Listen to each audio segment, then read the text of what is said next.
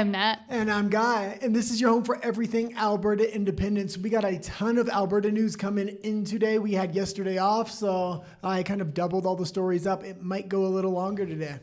And before we start, thank you so much for joining us today. Please don't forget to subscribe. Again, it really does help us out the most. Also, we try to read most, if not all, your comments live after each segment.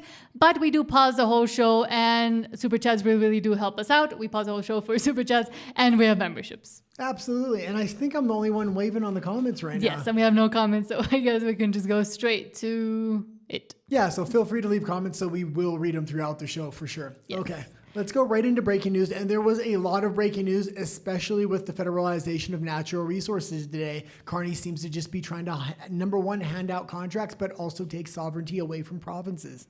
Extra, extra, read all about it. Extra, extra, read all about it. And yes, let's start with, I can't see anything. Let's start with the Watchers Tower says, quote, the USMCA, I don't like calling it CUSMA, is under review right now, and Doug Ford just decided this was the perfect time to stop a 25% surcharge on electricity heading to the United States. Yeah, this is not only absolutely ridiculous, but the tone he's taking, and he's saying he will absolutely cut off all electricity if that's what it needs. Canada has very little leverage. If it decides to implement that leverage, there is going to be retaliatory leverage put on Canada. Also, it's 10 years you have with a year-to-year review right now. If you keep messing around, Donald Trump can cancel the USMCA at any point now. He just has to give a 6-month notice, and this is what the mainstream media is trying to hide. Mm-hmm. Today, we're moving forward with a 25% surcharge on electricity exports.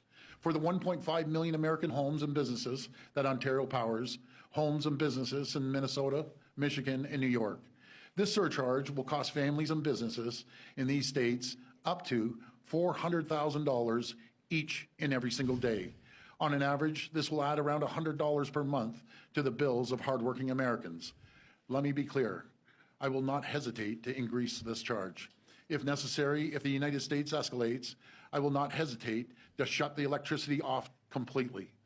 Believe me when I say I do not want to do this. And we'll play the rest of this, but when he says he will cut the electricity off completely if necessary, that is not going to be taken lightly. Number one, not by Donald Trump, not by the administration, but also not by American citizens. This is a direct attack on American citizens, their electricity and their electricity bills. I would fully expect there to be retaliation. That being said, I would say after the midterms, if Trump can eke out a victory in the midterms, I fully expect a potential announcement of a cancellation of the USMCA, or at least the 6-month notice he has to give before the cancellation. I feel terrible for the American people because it's not the American people who started this trade war. It's one person who's responsible.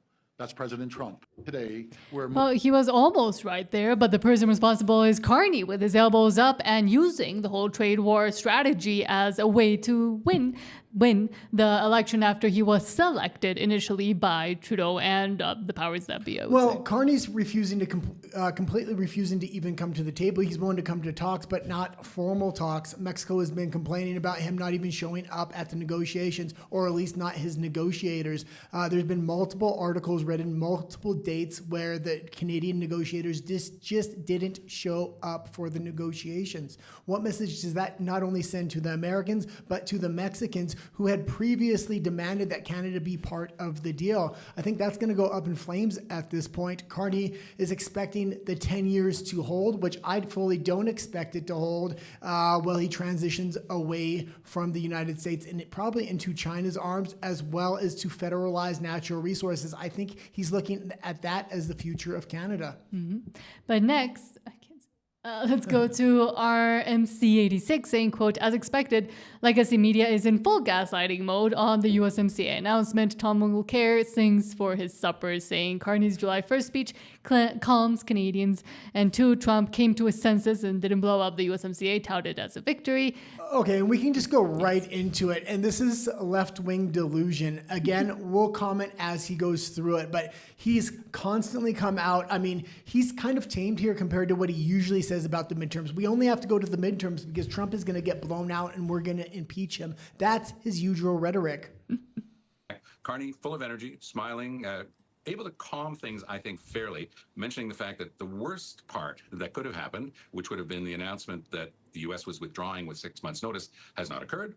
What we are heading into is a lot of instability because businesses looking to make a decision, Kieran, are not going to be thrilled about a trade pact that has to be renewed every year. So built into the decision of the United States is a lot of instability and insecurity, and that's not great for the economy on both sides. But it also signals that And this is not a bad deal for the American economy, and that's the thing, especially if they're cutting a new deal with Mexico. If he goes to a year-on-year review, it's not going to bring instability to the United States. What it's going to bring is Canadian manufacturing and other Canadian businesses relocating to the United States, which will be overall in the long term good for the United States.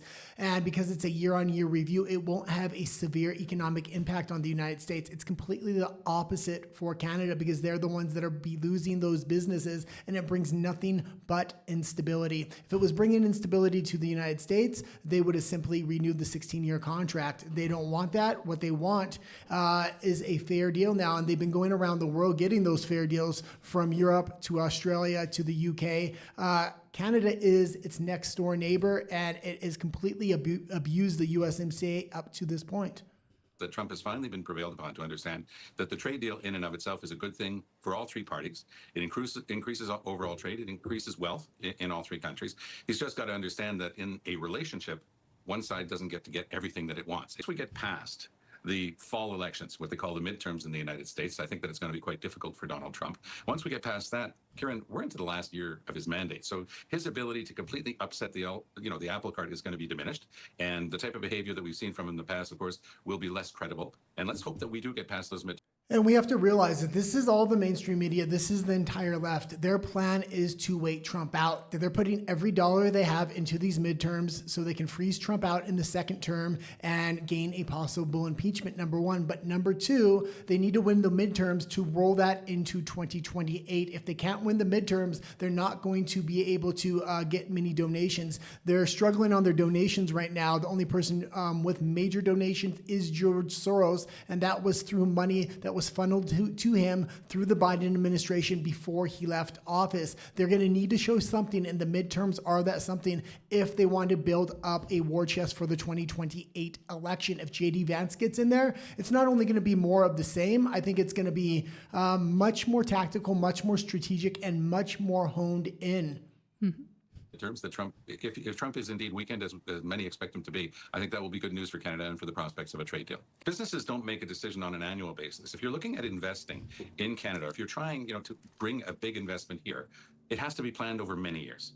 And if it's an uncertain atmosphere like the one that Donald Trump has just created by moving us into this rolling 10-year annual review, it's very difficult. Now, the Americans will look at this as saying, oh, that's good, because American companies won't be able to, set up shop in Canada or in Mexico.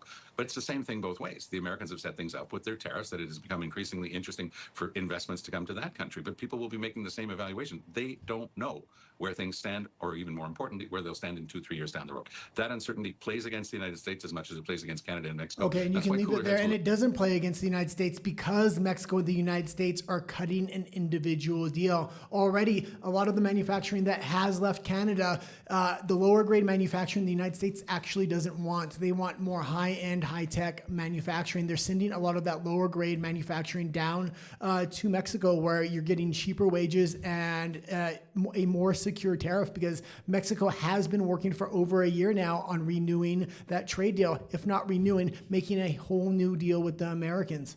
But also what Canada does not seem to understand is that beggars can be choosers, and you can't change history completely just to suit what you're trying to tell your people. Canada has fully relied almost basically entirely throughout its whole history, economically, socially, culturally, and militarily, every single aspect on the United States. So you can't just go like this to it because you don't like the person in power because he threatens your teeny tiny ego and other teeny tiny parts of you. Well, and I'll also say this is a lot less about a trade deal and more about the war of Donald Trump, the Republicans, against the globalists. And Donald Trump has been making massive headway almost every single day. I mean, the globalists are in a full-on retreat. If they don't win the midterms in the 2028 election, I think that's going to be it for globalism. This is why I'm hoping J.D. Vance gets in 2028. But as far as globalists go, Mark Carney is at the center, and I think Canadian natural resources are at the center of their new plan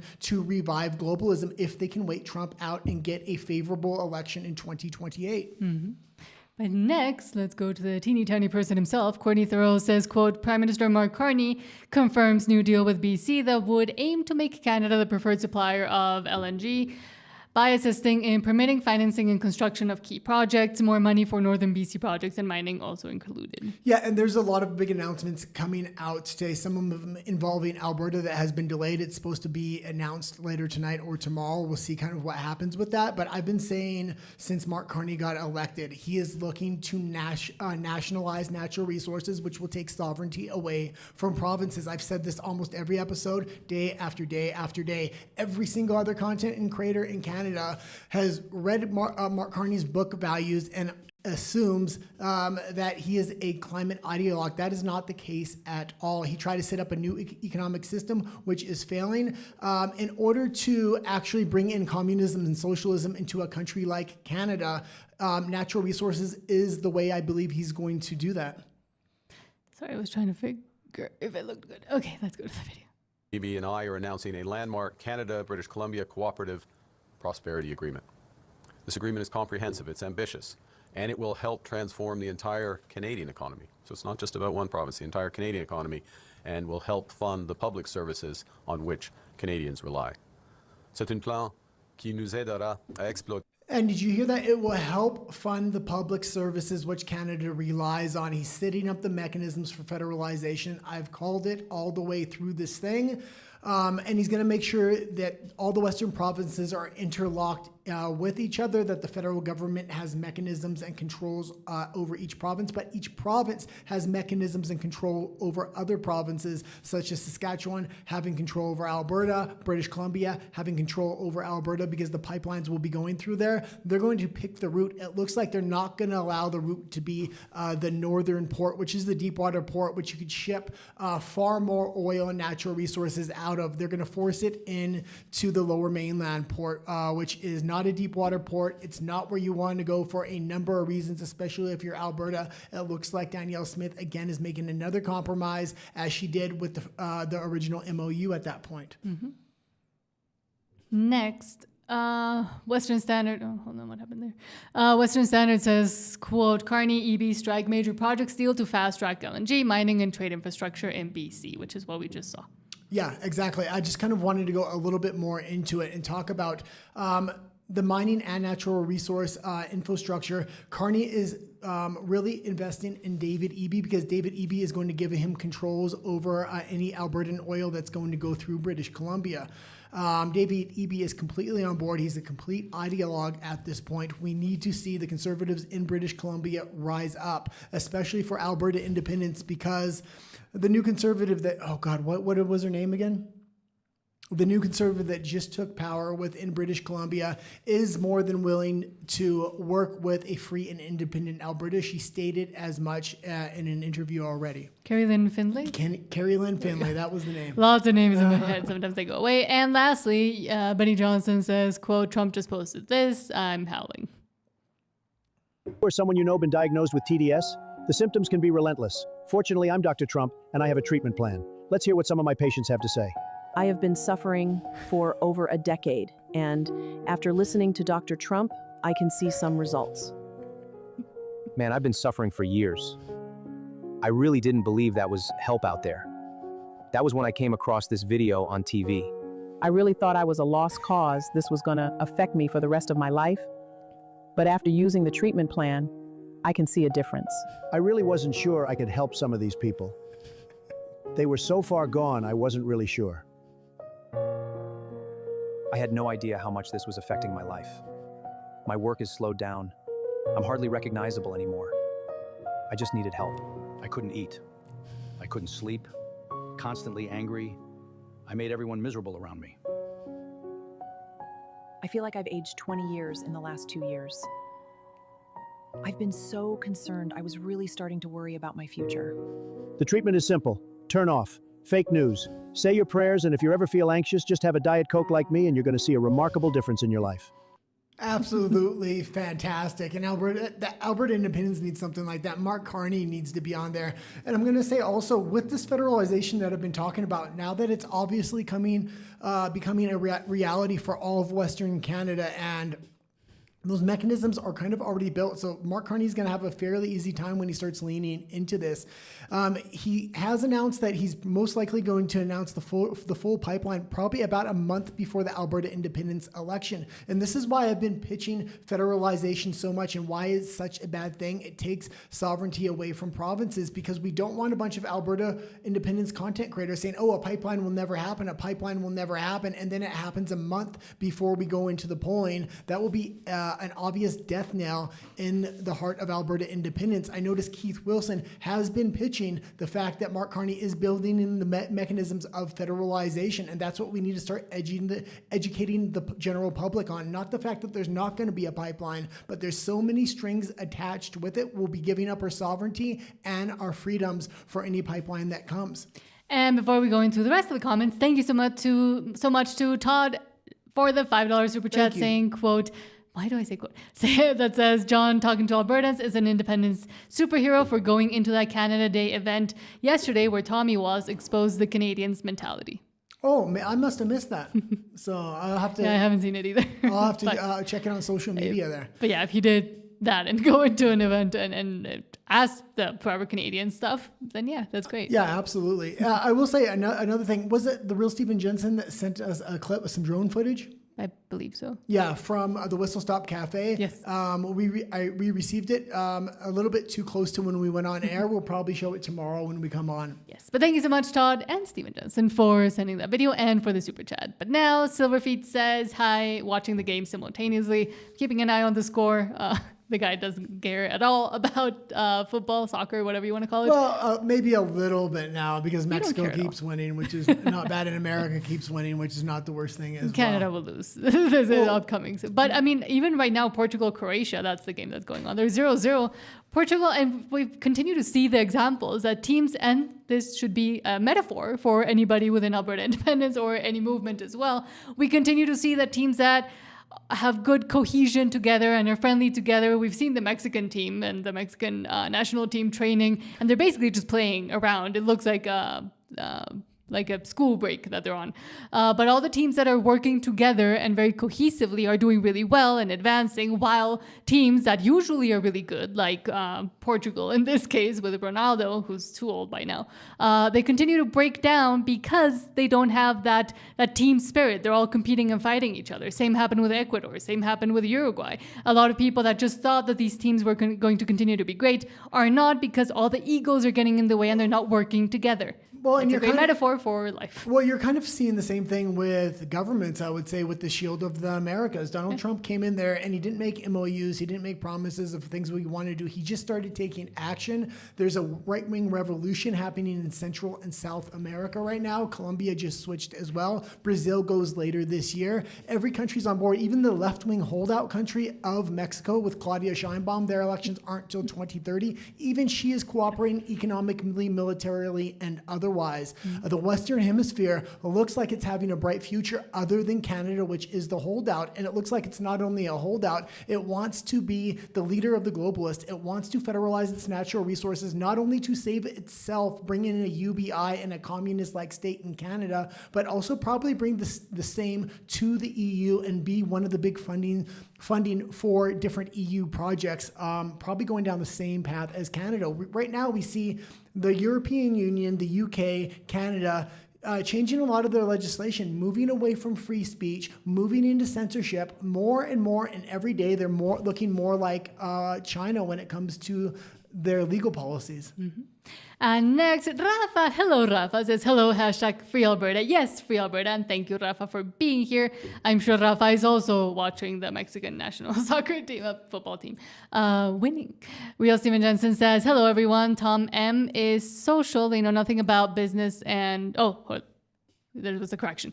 Stephen Jensen says, hello, everyone. Tom Mulcair, who we were just seeing, is a socialist. They know nothing about business and trade, nor do they care to know because it goes against their founding principles. No, but they know enough with this federalization of natural resources by Mark Carney to make sure they keep private business out by making the atmosphere just not profitable. That's why you're not seeing a lot of private investors step up. If any private investors do step up, it's going to be hand in hand with the federal government. The federal government is going to be the major investor in all these natural resource projects, which is a conflict of interest because they're the ones that are going to make the regulations and the mechanisms for control as well. Mm-hmm.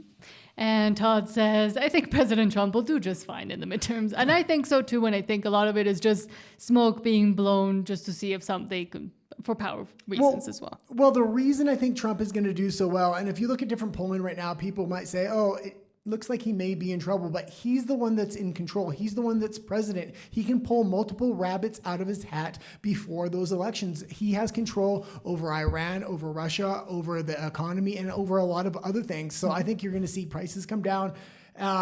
Especially gas prices, but also prices at the store. You're seeing a lot of things kind of paying dividends now because of what he did within the first year and a half that he was in office there. And which is kind of what we were saying when there was a lot of attacks last year when we were doing more geopolitics. We kept saying, well, you're not going to see effects immediately, but probably by the midterm, some things will start moving by then. And that's exactly what we're seeing. Well, and there is a strain of thought that talks about the ARC alliance. That's America, China, and Russia. Behind the scenes, yes, they're adversaries and opponents, but there is a certain level of cooperation. And it looks like a lot of the things that they do really hurt the globalists, really hurt the European Union, because they realize the mechanisms of control that had been built for the last 100 years were built primarily by the city of London, and they want to end that reign of terror. And the way that they're trying to do it, I think, is they're having all these small little conflicts like Iran, Russia, things like this, but if that alliance is actually there, I think just before the midterms, you'll see major headway on a lot of different issues. And Stephen Jensen says, yes, I think so, that Trump is going to do just fine. Look at all the crazies on the Democratic ticket. I think people are slowly waking up finally. Well, I wouldn't put too much trust in that. The question right now, I pay very close attention to American politics. Traditional liberalism is going head to head with socialism, and traditional liberalism seems to be getting its ass kicked, and it's a shame. That being said, I'm talking about the elections within New York, the elections in Colorado, and a few other elections. All the money is also going to the communist socialist candidates. It doesn't look good for the traditional liberals in that sense. That being said, if if America goes the way of communism and socialism for their left, not for their right, but for their left, I would fully expect Canada to start doing the same. We are seeing Mark Carney lose a lot of support, but they're not going to the Conservatives. They're going and emptying out to the NDP, who have taken a very far left approach, much like the communist and socialist within the United States. Todd says maybe Tom's looking at the corrupt polls again, like when Kamala was supposedly winning. Again, now they have her as like one of the first runner-ups for the Democratic ticket AOC. But she's not the first runner-up. She is winning by double digits right now when polled Kamala Harris. I pray to God it's Kamala Harris. I actually think the candidate at this point is most likely going to be AOC. She's kind of the young leader of the communist socialist wing, and they're going to kind of, the liberals and the Democratic Socialist wing are going to duke it out in the midterms, and that will really determine, I think, who is going to be the candidate in 2028. Plus, all the money is with the AOC wing right now, not with the traditional liberal wing. And Stephen Jensen says, problem is that the House and the Senate are useless, just like in Canada. Well, the judiciary is going to be an absolute beast if the Conservatives ever get in power back in Canada. I think it's going to completely freeze them out. Donald Trump ran into that same problem in the States in his first term. He learned the game and was able to work around it in the second term. Todd says he went in there and talking to Albertans. He went in there with his big black and gold Alberta flag and his fringe I Support Alberta Independence t-shirt, Alberta blue in amongst a bunch of red and white. Great. And yeah. I can't wait to see the video. I haven't had time to see anything. Well, it hasn't popped up on my feed, and I'm surprised it hasn't popped up on my feed. So Todd says, I'm thinking about getting an Osmo Pocket 4 camera, and helping John out with another YouTube channel and going into them forever Canadian crowds and having conversations in public. And I think that is what's needed more, because we do see a lot of conversations, mostly amongst people that kind of support, for the most part, Alberta independence. But I do think it'd be great to have friendly conversations or how do you say it?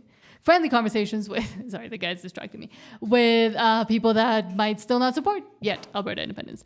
Todd says the Star Spangled, hold on, where are we? Well, I grabbed some of the cameras here because he said he was thinking about buying one. These ones, this is the Osmo Pocket 3. I like this one. The 4 wasn't that much of an upgrade. You probably save a lot of money by buying the 3. I was hoping the 4 was going to be much more of an upgrade, and it's not. It has a little bit of a zoom, and that's about it. You also have the Action 4, which is not a bad camera, but both the DJI cameras, I must say, I don't like supporting Chinese companies, but they work seamlessly with the app, and that's come in really handy, especially when we've been at protest. I also recommend, there's a little thing you can kind of put around your neck that these things strap onto. It works absolutely phenomenal, so your hands are free at protests. And then you just, and the way you'll record or see what you're doing, you just pull out your phone. And then that's how you do. You don't actually have to look at the action camera at all. I used to have the GoPros. The GoPros did not work very well with the apps at all. And yeah, if you ever have questions about equipment and stuff, the guy, again, he's the one that does all the cameras, lights, etc. Editing is me. So if you have questions about editing, you can always ask me and see if I can respond. Todd says, the set is great. Love the Star Spangled Banner draped behind Guy. And this is all the guy's work. It's wonderful. Absolutely wonderful. Thank you so much, Todd. Yeah, we definitely need to start aligning with the United States and the Trump administration, because they're going to have a lot of control over what happens in Canada, I believe. With Mark Carney moving towards federalization, he's going to try to demonize Trump, where he leans into natural resources but takes sovereignty away through those natural resources. If that's his game plan, and Alberta independents keep saying he's never going to build the pipeline, he's not going to invest in natural resources, and then he unleashes a slew of contracts just before the election, and he leans into Canada unity through elbows up and demonizing Donald Trump. It's a strong strategy from Carney, but that's the strategy I would prepare for now by trying to make inroads with the United States. I want to try and, oh God, is his name Pete Hegseth? Pete Hegseth. Yeah. Was the trade negotiator in the United States. I would love to get an interview with him. I see. No, Pete Hegseth is the head of the defense. Oh, sorry. Who? I don't remember. I don't remember his name. The head negotiator. I thought it was Pete. No, Pete Hegseth is head of defense. I do know that. What I was going to say is he's doing a lot of interviews with smaller channels. So maybe we'll try to reach out to him, especially if we can ask him questions. If Alberta independence ever did get its independence, would the United States be open to the idea of tariff-free trade? And if we can get an answer to that question, and the answer is yes, that would be a big win for Alberta independence, especially going into the election. Trying to look it up, but I can't find it. Oh, that's all right. Why don't we just keep going here? Yeah, I don't think his name is Pete. That's why we can't find it. Todd says polls are straight up BS. Yes, they are. Todd says propaganda, just like the lady said about John's shirt on his video, the 10 reasons to leave on the back of his shirt. And says he's so brave, John, and yes. And Todd says constructive conversations. Yes, that's the word I was looking for. Thank you so much. And Todd says, okay, guy, I'll look for a 3-man and Pete a body Holstra. harness. Huh? Pete Holstra. Holstra, yes. Yeah, that one. So it was Pete. It was Pete, yes, sorry. Now I know I was getting so confused. And Todd says, go watch his vids. The unhingedness is very apparent. LOL. Yeah, and as it always is. I will say another thing. When you're using these cameras, this one, because it's on a gimbal, it can begin to drift and things like that. And you're constantly having to double click this in order to straighten it out. And if you have it attached to your body all day, you're not going to notice when it drifts. This one won't drift. Yeah.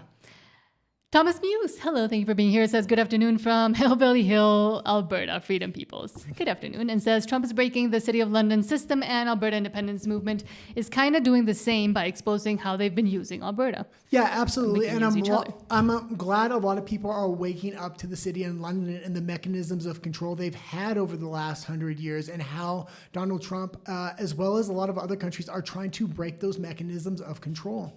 And the Defiant Gamer Hello says going into a Forever Canada rally is wild considering how violent and unhinged they have proven to be. Yeah, absolutely. They continue to be. Yes. Especially what we seen the other day in traffic where they literally pushed somebody in traffic for just holding an Alberta flag. But now let's go to Alberta Stay Free. Free home Alberta, where the roots run deep and the money trees grow.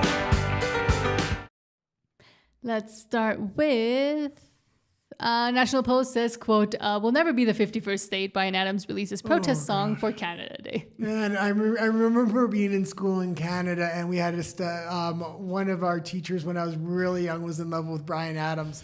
So she had the Bryan Adams book about one of his love song things, and we were forced to research and study it. He's a Canadian icon and legend. It's a shame he's got his elbows up and he's going to try to demonize the United States. I actually went and listened to the song. I found it on YouTube. It literally sounds like it belongs on an after-school special. It's definitely a step down. I haven't heard Bryan Adams in years.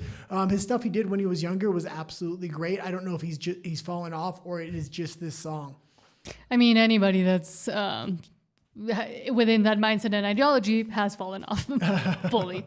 Tamara Litch says, quote, my sentence... But wait, one more thing. I will say this. Go back to Bryan Adams if you still got him. Alberta independence needs its own anthem, and it needs somebody to stand up for it. There's a gentleman from Edmonton who now lives in the States that supports freedom and independence. I would assume if we could reach out to him, we could get it maybe an anthem or at least an interview with him, and that would be Tom McDonald. Tom McDonald would be absolutely phenomenal if we can get some kind of Alberta anthem.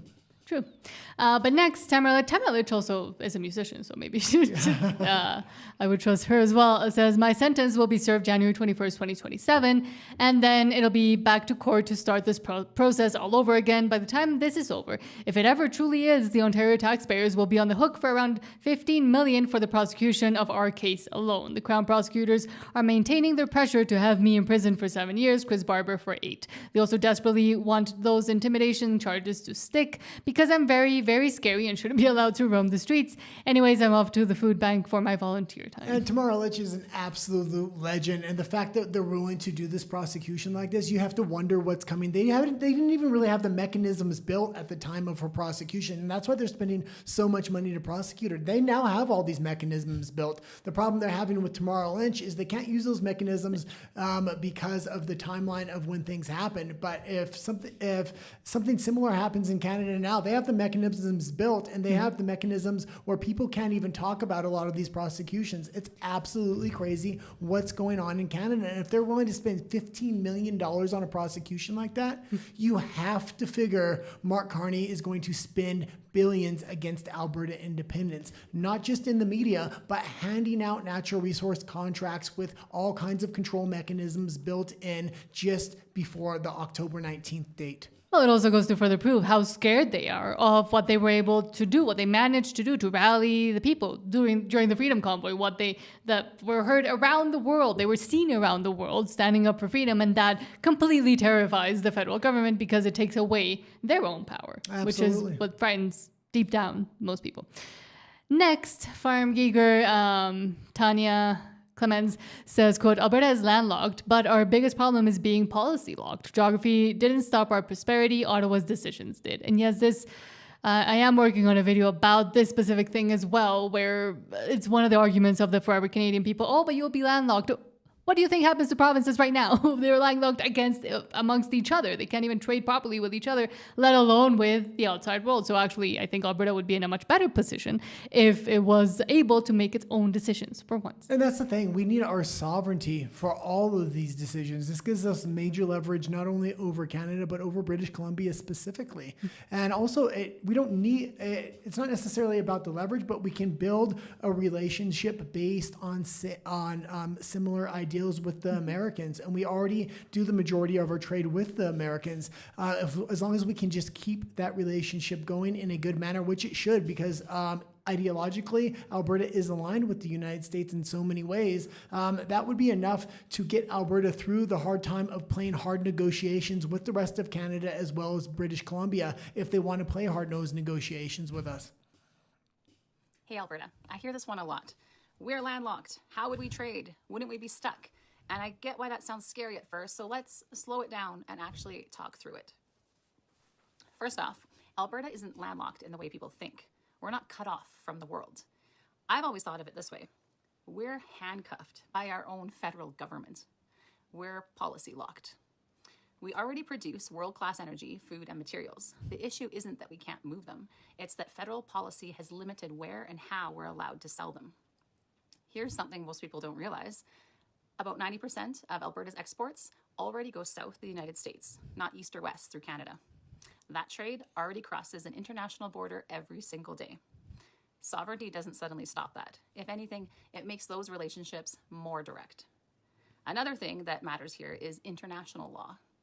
Landlocked countries have the right to access the sea through transit agreements. That's established. Being landlocked does not mean being isolated. Now let's talk leverage, because this part often gets overlooked. Alberta sits right in the middle of major rail lines, pipelines, highways, and air corridors that move goods across this country. That infrastructure doesn't disappear, and it doesn't just serve Alberta. Trade work. And we'll finish this, but that, I think, is the big point. Canada wants to talk about how much leverage it has over Alberta. It's actually Alberta with all the leverage, because the major trading partner is the United States, #1, and everything runs through Alberta. Number 2, I'm going to say, if Mark Carney does hand out these huge natural resource deals, what I believe he's already building the mechanisms, the MOUs, and everything else just before the October 19th referendum. I'm expecting maybe a month out he's going to announce these things. You better believe there's going to be built-in clauses and things like that. If Alberta does get its independence, it's going to have to honor a lot of things. This is why I'm very much against signing any natural resource deal before a binding referendum actually takes place. Is she going to sign away Alberta's future, an independent Alberta's future there? Works both ways. It wouldn't be in Canada's interest or British Columbia's interest to block Alberta exports or imports. That would disrupt their own supply chains, their own revenues, and their own access to energy and food. The real cost to Alberta today isn't geography, it's lost opportunity. Because we're restricted from accessing international markets directly, Alberta loses tens of billions of dollars every year in unrealized value, especially in energy. And that's money that could support healthcare, infrastructure, pensions, and families right here at home. So when people say Alberta is landlocked, what they're really saying is that they've been told we're stuck. But we're not stuck. We're constrained by policy. We're handcuffed. And sovereignty is about removing those handcuffs so Alberta can trade responsibly and directly with the world, just like other resource-producing regions already do. That's not reckless. That's just common sense.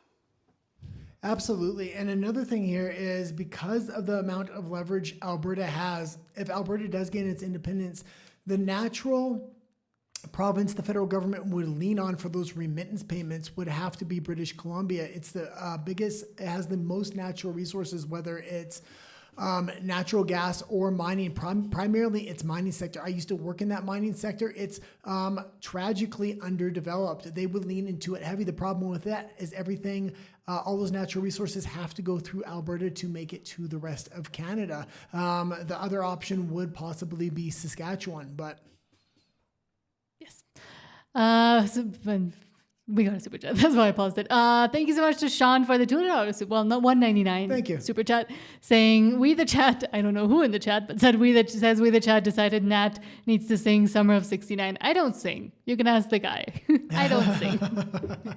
Although you were dancing. I caught you dancing today. Yeah, because I have this song that they keep using for edits of the Mexican national team, the soccer team from Juan Gabriel, called Hasta que te conocí. Look it up.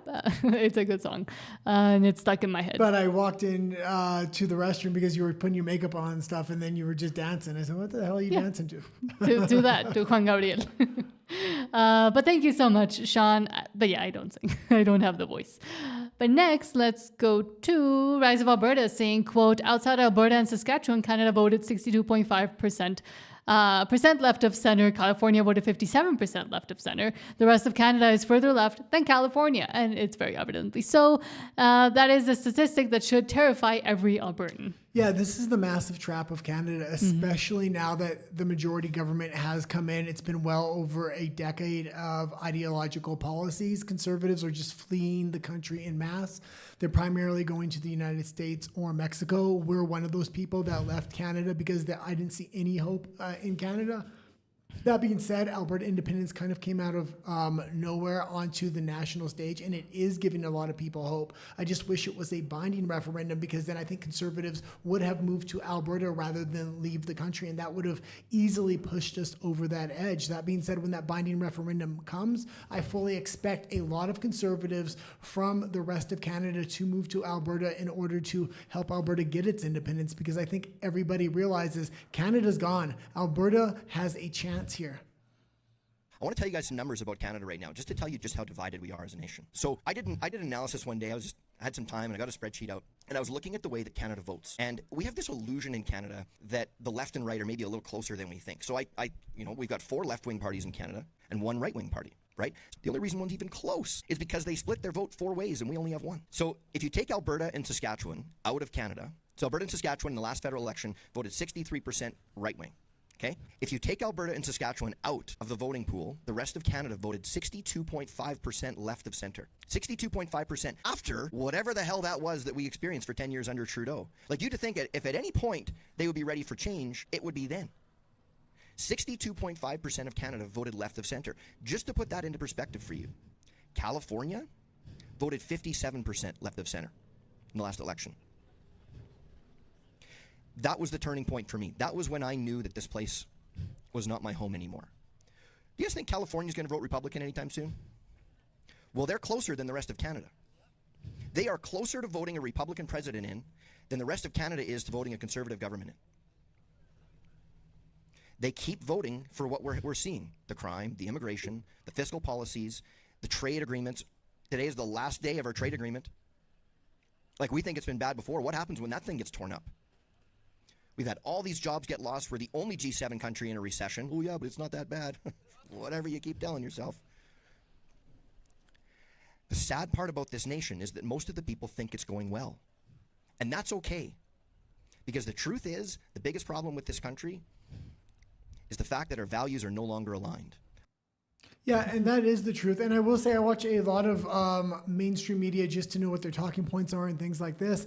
And this talking point keeps coming up, and it's obviously not true at this point, but I was thinking about it, and they keep saying Mark Carney has more conservative support than any other Liberal prime minister before, and a lot of conservatives, when polled, would vote for Mark Carney. I don't think that's the case, but they want to put that in the zeitgeist, because as he leans towards federalization of natural resources, I think Albertans are smart enough to know the federalization of natural resources comes with a cost, and that cost is your sovereignty as a province and as a people. But the other provinces, like British Columbia, like Saskatchewan, they're going to be all on board with this nationalization of natural resources and just to get it developed. And I think that is going to cause a lot of conservative voters that aren't politically aware, when they see Mark Carney leaning into natural resource development through federalization, they will go over to him. And that's why Alberta independence needs its independence now. And we can't drag this thing out, because the critical mass of conservatives are becoming less and less every year. And as Mark Carney develops natural resources through federalization, I think he's going to salami slice non-politically engaged conservatives out of BC and out of Saskatchewan as well. But and also that's why I would say to all the federalists that are conservative, the few federalists that are conservative that are still remaining in even other provinces in Canada, but specifically within Alberta, so what, you're going to continue to wait for PP forever, for Pierre Poilievre or somebody to do something, but it's impossible at this point with the media propaganda that continues to come out of Canada, with the way that there's no education basically for the young people on politics or why they should care, and why. And we see still, unfortunately, with a lot of the young people, that the propaganda has worked and that they do hate the U.S. and that, however, they would move there to find opportunities, but they still hate it from afar. And that is the big problem with Canada. It has a huge ego problem. It has a huge inferiority complex, I would say. And if Canada just accepted that the U.S. has helped and that they have relied so much on the U.S., maybe they could get past that. But until they do that, and until they have some humility in Canada, then nothing will change. Yeah, and I also think we need to get rid of or get past this idea that Ottawa's the problem and Canada isn't the problem. What do I mean? Ottawa's doing nothing but helping Alberta independence. Every time Mark Carney opens his freaking mouth, I think it pushes more people towards independence. When he sabotages the USMCA, it pushes more people towards independence. When he draws closer to the EU and further away from the United States, it draws more people towards independence. But it's the rest. It's the rest of Canada that is the problem. Danielle Smith is the real threat. Pierre Poilievre is the real threat. They're soft selling Canadian pride. We still need to be in Canada. You don't want to be, you can be an Albertan, but you can still be part of Canada. You can have the best of both worlds. You don't have to make a hard decision. You're Canadian. Canadians don't like making hard decisions. You don't have to. That's what they're selling. And we're going to see on October 19th how well they've sold it. But of every pitch I've seen so far, Pierre Poilievre and Danielle Smith are the real threat to Alberta independence. And after October 19th, we're going to need to have a leadership review on Danielle Smith, and hopefully we can get somebody in there that's at least not going to put massive roadblocks in front of Alberta independence. But I would also say it's the rest of, as you mentioned, it is the rest of Canada as well. It is the willfully ignorant people that don't want to see far beyond, past whatever the mainstream media tells them, past what their politicians tell them, and has no interest in actually learning for themselves or thinking critically anymore, because that skill has been completely drained out of them. And you are able to gain it back if you show some interest. But even because I recently saw, and I want to make a video on this video I saw of a young person saying, well, I hate the United States and I would never want to move there and the US is horrible, but then says, I'm not interested in politics at all. I don't know what's going on really in the country, but I guess Mark Carney is okay. And it's that specific attitude that I saw over and over and over again, not just in Vancouver, but in other parts of Canada as well, that will continue to take it down the path it is going down now, because that attitude, that ignorance from the general public, that lack of willingness to involve themselves in politics and to be engaged, an engaged citizenry like we're seeing right now in Alberta, doing the opposite, actually getting engaged with what's going on in their province and in their life, and eventually, hopefully, in their new and free country. That is what's going to continue to take Canada down the path it's going down. We also have to realize, if I'm right about this federalization of natural resources, and it seems like every single day, especially today with all the news coming out of British Columbia and Alberta, it seems like I'm bang on the money, and I've been bang on the money for the last year. But if I'm right, it's Canada that's the threat, because the premiers of British Columbia, Saskatchewan, and Manitoba are all going to come together as Western Canada and start signing MOU deals that are going to sign away your sovereignty as provinces, as citizens of these provinces. And really sell out the long-term leverage of provinces for the federalization. And it's Canada that's the problem, not just Ottawa. Mm-hmm. It's going to be Danielle Smith. It's going to be David Eby. It's going to be Pierre Poilievre. They're all going to try to really lean into this natural resource development of Western Canada, but it's going to be through federalization. But next, Antonio tweets, says, quote, the youth in Canada are getting it smart. My advice to all the young smart kids, including my own, is to leave. The ship is sinking fast. And this is also the problem. You could be advising people to go to Alberta to seek it, to maybe help make it independent and maybe save it from Canada and from itself. But I don't know if, and why aren't people, and the Conservatives especially that are seeing the issues, why isn't Alberta independence one of the things that they're suggesting? Hold on. There we go. Canada's got to be one of the worst places to live in the world. I was calculating my expenses last night, and if I gross make $10K a month, then 30% of that is going towards taxes, and then another 20 to 30% of that is going towards overhead. So I'm only walking away with 35-40% gross profit, and it's like, how am I supposed to get ahead living in Canada? Like, I need to go move to Bali or something where I can actually afford to live and make money and become rich. Canada sucks. Canada's got to be this is the thing that you are seeing. Young people are moving overseas. I would say middle-aged and older people are moving to the United States because they're already well-established and can get a job in the United States. The critical mass of individuals that you need to win an election next time Poilievre comes up, I don't know is even there. Alberta has that critical mass right now.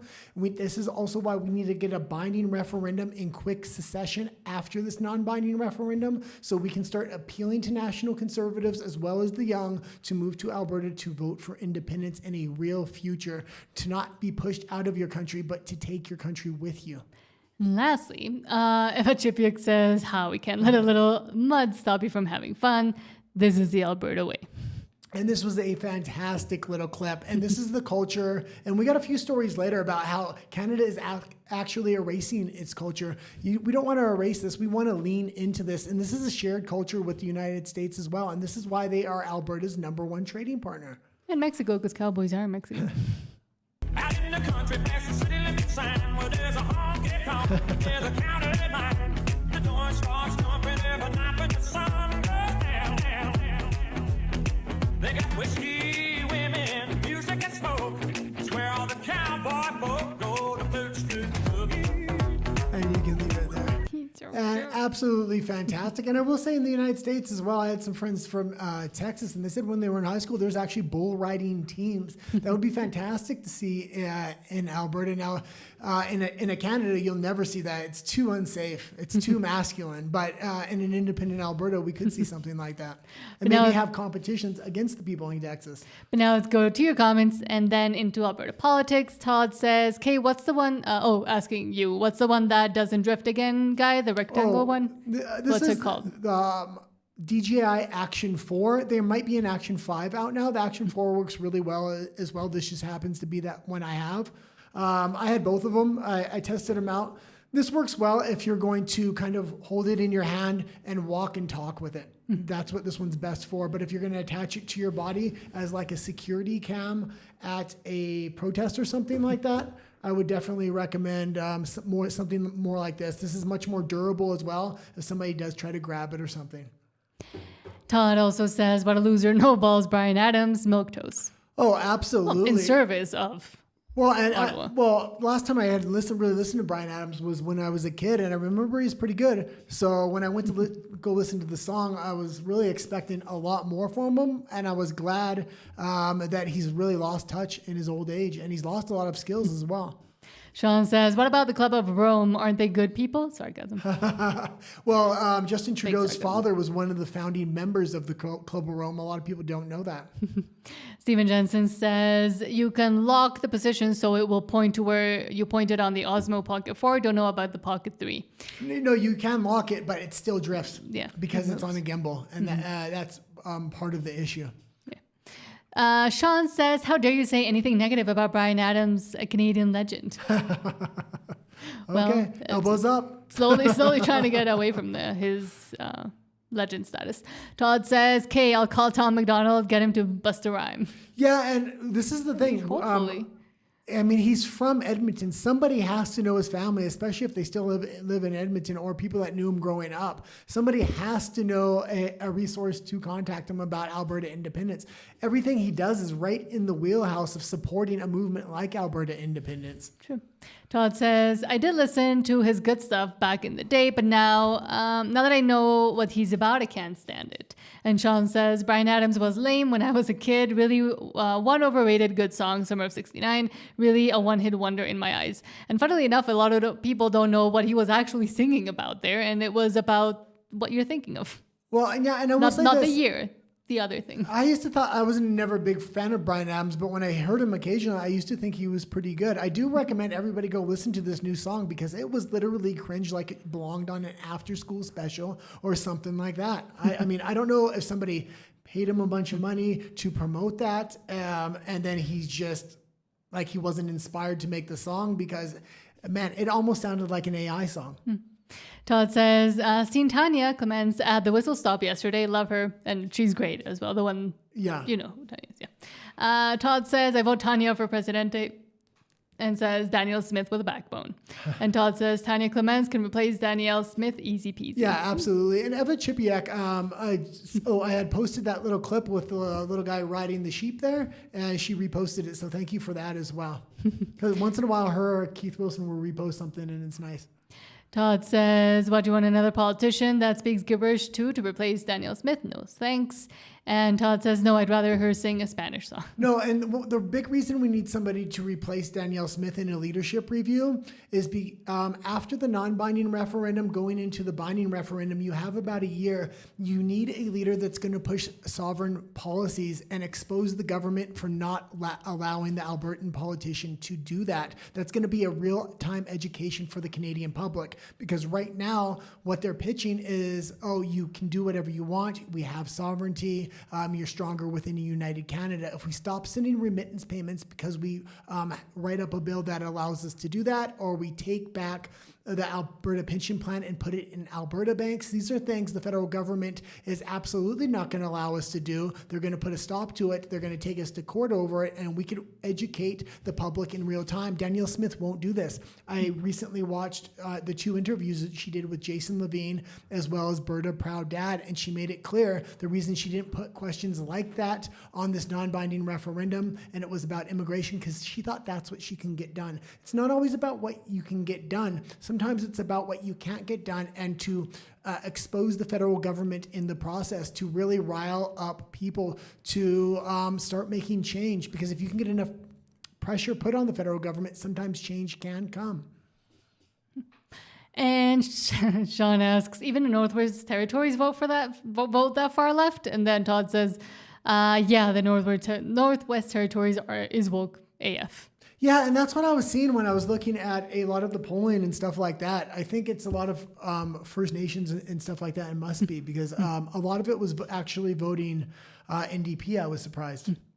Todd says, can't be scared of punting Danny if we want independence, promises. No, absolutely. And we have to realize that, especially after I watched these 2 interviews. And I like everybody that has interviewed Danielle Smith so far, but we need to stop giving soft interviews, because what we're doing is giving our platform to her to basically pitch a strong Alberta inside of a united Canada. And we're not really having that same pushback. I will make the exception for Jason Levine's wife. She was fantastic. She started cutting off Paula. She started cutting off Danielle Smith and just asking the next question, like, once we do have independence on October 19th, what's the next step? How do we do this? How do we do that? Absolutely fantastic. That's how we need to start going into these interviews. And if that means burning a bridge with Danielle Smith, then we need to burn a bridge, because Danielle Smith is going constantly on Alberta Independence channels. And what she's doing is she is making a pitch for the Federalist side to our audiences. And I'll tell you what, I watched the last couple of interviews and she made a pretty damn good pitch. Now, I'm firmly in the camp of Alberta independence, but we need to push back on her right off of the bat. She's not our best friend, and we shouldn't treat her like she's our best friend when she comes on these channels just to get access to her. Sean says, California is actually 50-50 to elect a Republican governor. I think it would be even closer if the election wasn't rigged. And I mean, we saw what happened just in a smaller microcosm in LA with Spencer Pratt for mayor. I used to live in California when I did live in the United States. So I was born in Canada, lived half there, half in the United States. And California has elected Arnold Schwarzenegger, who was a Republican. They've also elected Ronald Reagan, who's one of the best conservative presidents. That being said, you're not going to see another conservative come out of California because they've rigged the elections. There is no voter ID in California. If you try to give your voter ID at the poll, they're not allowed to take it. They'll literally say, no, we can't take it. Between mail-in balloting and voter ID, California will never vote a Republican in again. That being said, if the SAVE Act can come in and we can force a voter ID, that alone could really shift California, because the level of corruption in California is so deep because of illegal immigration. That's who really swings the vote in California. And Todd says, you do have to go watch John's latest live stream and video. Like, actually gotta. I'm serious. Make sure you have popcorn and butter ready. We will. It's just yesterday. We're gonna watch it right after this. Yeah, yesterday we had a thing the whole day. We had to go do a bunch of paperwork. And then today I was on the WDW Pro Show earlier today. And because I smiled throughout the whole stream for 3 hours, my face still really hurts. Yeah, and I had to refix the set again, as you noticed. It kept breaking, yeah. The background's slightly different. And when we're waiting for an Alberta flag to come. We ordered one. It's like a month for the delivery. I'll put it up with the American one. No, on my side. Oh, okay, on your side. I don't know. Where do you want me to put it on your side, though? I don't know. then where are we? Todd also says, my buddy Chris used to be a rodeo clown. You don't want to F with that guy. Oh, absolutely not. I mean, you have to be tough. Sean says, just call up Ben Shapiro. They know him. Tom McDonald. Yeah, because Ben Shapiro apparently rapped. Todd says, glad that it sucked. I didn't have a chance. Okay, I'm not sure what they're talking about. But Todd says Paula Levine is the woman. Yes. Yeah. She's great. Well, that would probably be the way in. Oh, but he's in bad health. That's a shame that he is in that bad health. I was thinking Jordan Peterson. I was like, who's at the Daily Wire that would be sympathetic to Alberta independence? Yeah. Jordan Peterson would be that person. It would be great if he was in better health right now. And our prayers are absolutely with him and his family. The last time I heard he was having trouble speaking and walking. Sean, interesting, says, I worked for Arnold. I'm guessing Schwarzenegger. He really wasn't that conservative, more moderate by miles, better than the current governor of California. I mean, it's not that hard right now. Yeah, and he was kind of corrupt. But cool that you worked for him. Well, he was a little bit corrupt and a little bit stupid as well. And he was very in the middle, I would say, because of his wife. I think his wife was a longtime Democrat. But he was kind of walking that line. But that's what made him palatable for California. I mean, I would much rather have him than you have Gavin Newsom or somebody else like that. Yes. Someone with an actual plan for the worse. Well, and I think Arnold would have governed a lot differently if he wasn't in such a liberal state. And that's the same thing with Poilievre in Canada as well. A lot of conservatives have to compromise their first principles, and I don't like it. The same thing happened to Arnold in California. Sean says, sorry, but kilometers better than the current governor of California. Thank you for adjusting that for Canada. I still don't understand miles.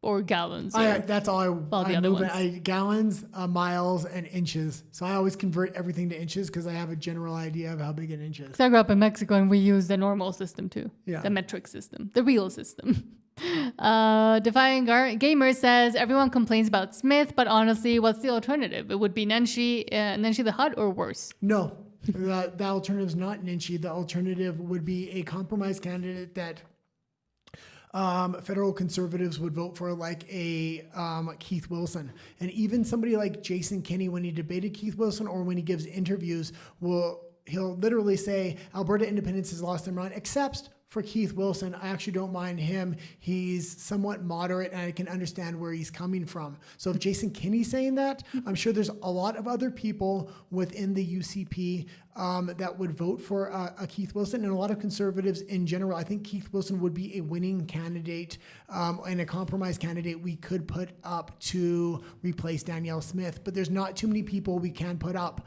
and we would need to make sure that we have a really, really strong candidate when we make that move. But if we don't make that move, we're done. I watched those most recent interviews with Danielle Smith, and a lot of the things she was saying when they asked her about, well, what is a majority? Is that 50+1? She goes, well, no, in a lot of votes, it's actually 60. And in some votes for this or that, it's 75.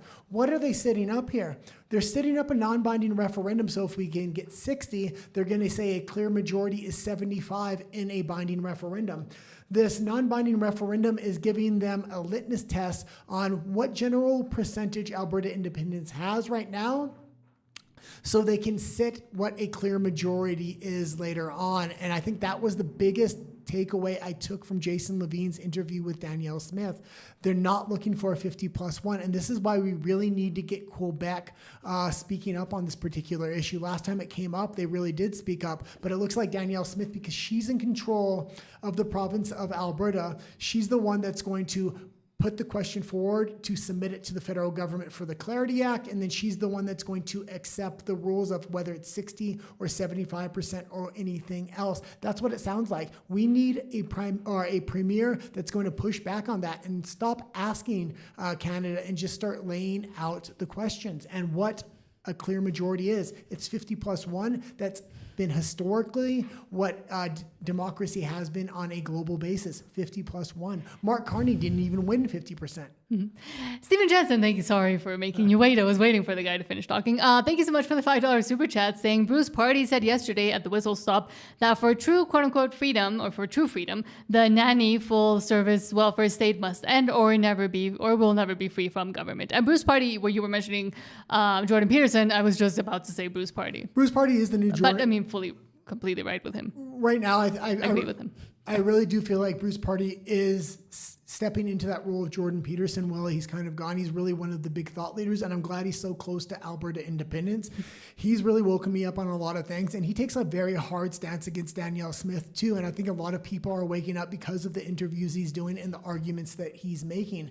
The political mechanisms that Danielle Smith holds will prevent Alberta independence from having a real clear path towards independence. We need to take the risk to have a leadership review on her after October 19th, period. We hold 60% of the UCP caucus. If we can get that up to 80%, it should be easy to number one oust her. And if we can get the right candidate in that's palatable for the moderates, I don't think it's a clear path for Nenshi to get in. I think somebody like a Keith Wilson would be able to hold the province of Alberta.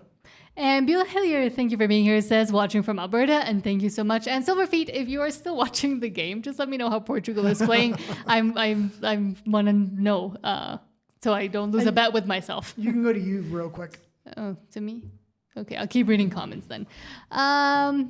Defiant Gamer says, all I'm saying is I don't agree with everything she's done, but people are going to be shocked if she gets replaced. I have a feeling it will be worse, but not if we can get to replace her with somebody like, for example, Keith Wilson. Wow, my brain. I'm telling you, my brain is fried today because I've been on stream for far too long right now. But there is that risk of replacing her if we don't fully work right now and start working right now to put in someone or to.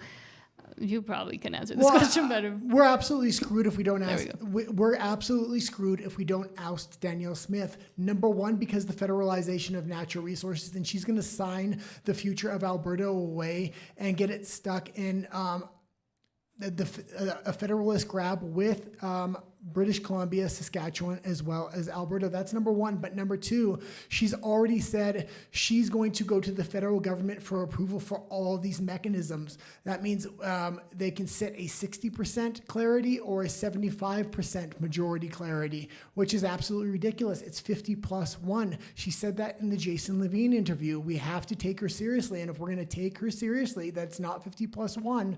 And she's willing to submit to a 60% or a 75%. We need to get rid of her now. And there's a lot of other mechanisms she's talking about that she's going to put in our way. Right now, she seems like, she's a compromise because she's putting the question forward. In the long term, she's going to become a serious, serious threat. It's obvious just by looking at her interviews if you really, really listen to them. And last one, thank you so much, Steven Jensen, for the $2 super chat saying we're working to convince him to move to Alberta, Bruce Party. And he really should. How has he not moved to Alberta already? Please. Well, I think his job is in Ottawa is the problem. Yeah. And but I mean, nowadays you can just work from home. I would love to see Bruce Party put up as that compromise candidate as well. Oh, yeah. I mean, but I don't know if there's some people that are way more useful outside of politics than inside of them, because then they can't really say or do as much as they could before. So I would maybe want to keep him and also as a thought leader. They had the 3 constitutional proposals. The most recent live event they had where all 3 people were on stage. Man, Bruce Party really brought up some flaws in the other 2 constitutions that I didn't even know were there. And I've listened to every time they've kind of had that debate and talk. So very, very good. Everything kind of coming out from Bruce Party right now. And Steven Jensen, again, thank you so much for the $2 super chat, saying he says he loves it here, the people and culture. Well, he's way more aligned with Alberta than Ottawa, of course. Yeah, absolutely. And of all of the interviews we did, that was my personal favorite that we did. Also, I didn't really have time to bullshit. We had a lot of questions we wanted to get to, and we wanted to really dive into his constitution and if there were any holes or why he wants certain things a certain way. That being said, we definitely need to get him back on for another interview for a specific issue of what the strategy needs to be going forward, tit for tat. Do we need a leadership review on Danielle Smith? Obviously, he thinks yes, but when's the best time for that and things like that? Yeah, and we will be starting up again season 2, I guess, of the podcast interviews we were releasing as soon as we also get going on the videos, the edited videos. And Silverfeet, thank you so much for letting me know. It says 0-0 second half just started, in case anybody. And if there's 0-0 right now, that means Portugal is playing pretty bad. Again, I'm Mexican. It's in my blood. What do you want me to do? Okay, now let's go to Alberta Politics. Thank you so much, Silverfeet. And let me know if anything interesting happens. He doesn't discuss federal politics. He only concerns himself with Alberta's independence. And yeah, the guy Oh can't. God, we're only in Alberta Politics right now? Yeah. So we might have to either skip some things Why? or because we had kind of a hard out at 6:45.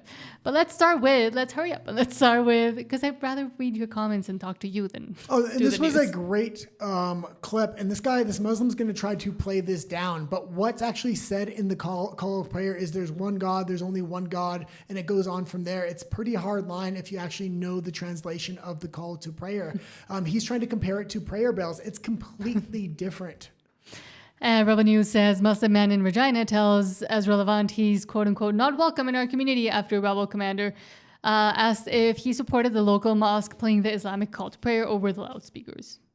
I'm as much Canadian as you know that? I'm as much Canadian as you. Well, do you believe in the separation of mosque and state? Who believes in that?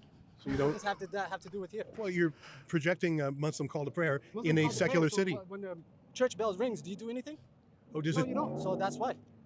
You guys are not welcome in our community, man. I'm as much Canadian as you. I would never. I lived there for 13 years. I would never say I'm more Canadian than Ezra Levant or any of you that were born there. Well, it's not about being more Canadian or less Canadian. What they were trying to interview there was about the call to prayer, and people don't understand what's actually said in the call to prayer because it's in a different language. Mm-hmm. It's extremely radical. It's not like a church bell. A church bell. When you hear it, it's not saying there's only one God, Allah is Him, and so on and so forth. It's far, far more radical. The church bells aren't radical in any way, shape, or form. Well, I mean, if we had more people that believed, maybe they would be more radical in a positive sense. But the church built the West. The church built essentially, and Christianity built the legal and the mechanism that within what you're working with right now. Some clocks downtown in downtown Vancouver actually have a bell with them as well. So it's really not distinguishable one from another. Global Calgary says, quote, Alberta Premier Danielle Smith is expected to provide more details on the government's proposed oil pipeline to the West Coast on Thursday. Yeah, and it was still expected to come out at 6 o'clock tonight, so maybe there's been an announcement since we've been on the show. I'm going to keep an eye out for it. It's going to be another step forward. He's going to make the big announcement a month before the October 19th referendum, maybe 2 months, because that's what he's even said. He has said he has major announcements for Alberta 1 to 2 months before October. So it's obvious what he's going to try to do here, number one. But number two, it's no longer going to northern British Columbia. The northern tanker ban still is in effect in British Columbia. They just kind of renewed that with Mark Carney today and David Eby. So it's going to have to go down to Vancouver. And there's going to be all kinds of strings attached with that thing. And last time they started building the pipeline, they had to stop it halfway through this because they wanted to renegotiate everything. Same thing's going to happen here again. Mm-hmm. But next, Kirk Lubimov says, quote, our Mark Carney plays his Albertan card, as he frequently likes to do, and says he has done everything he can for unity. He is more American than Albertan at this point. Saying I've acted as, let's just watch it. Albertans invented and harnessed the technologies needed to harvest the oil sands. We developed our gas reserves, and we began building renewable energy right across the country. It hasn't always been good news. I was a teenager in Edmonton when the National Energy Program was introduced, and I remember how Ottawa made Albertans feel like our resources weren't our own. And then more recently, we're made to feel that our energy contributions were running against the tides of history. What should have brought us together began to divide us, contributing to a half-century of politics that have too often pulled us apart. I've acted as Prime Minister to the best of my abilities to help put those divisions in the past by focusing on what we can build together for the future. From my perspective, there is no more important goal than a strong, united country working together in our common interests. Canada Strong means coming together in the face of external pressures. Albertans invented and harnessed the technologies needed to harvest the oil. This is part of it. He's slowly soft-selling natural resource development to his base as he starts signing MOUs, as he's building the mechanisms. We're going to see major announcements again a month before this referendum. If he's going to give it out, he doesn't want to give it out now. He wants to make a big splash just before the election. Spend a couple $1 billion. Guarantee a lot of voters are going to come over at the timing of that announcement. It's very obvious what he's going to do. Mm-hmm. And next, Croatia just scored. Oh, did we get a super chat there? No. Oh, okay. Oh, yes. Sorry. He kind of got a bunch of people commented at the same time. Stephen Jensen, thank you so much for the $2 super chat saying being Muslim is very different than being Islamist.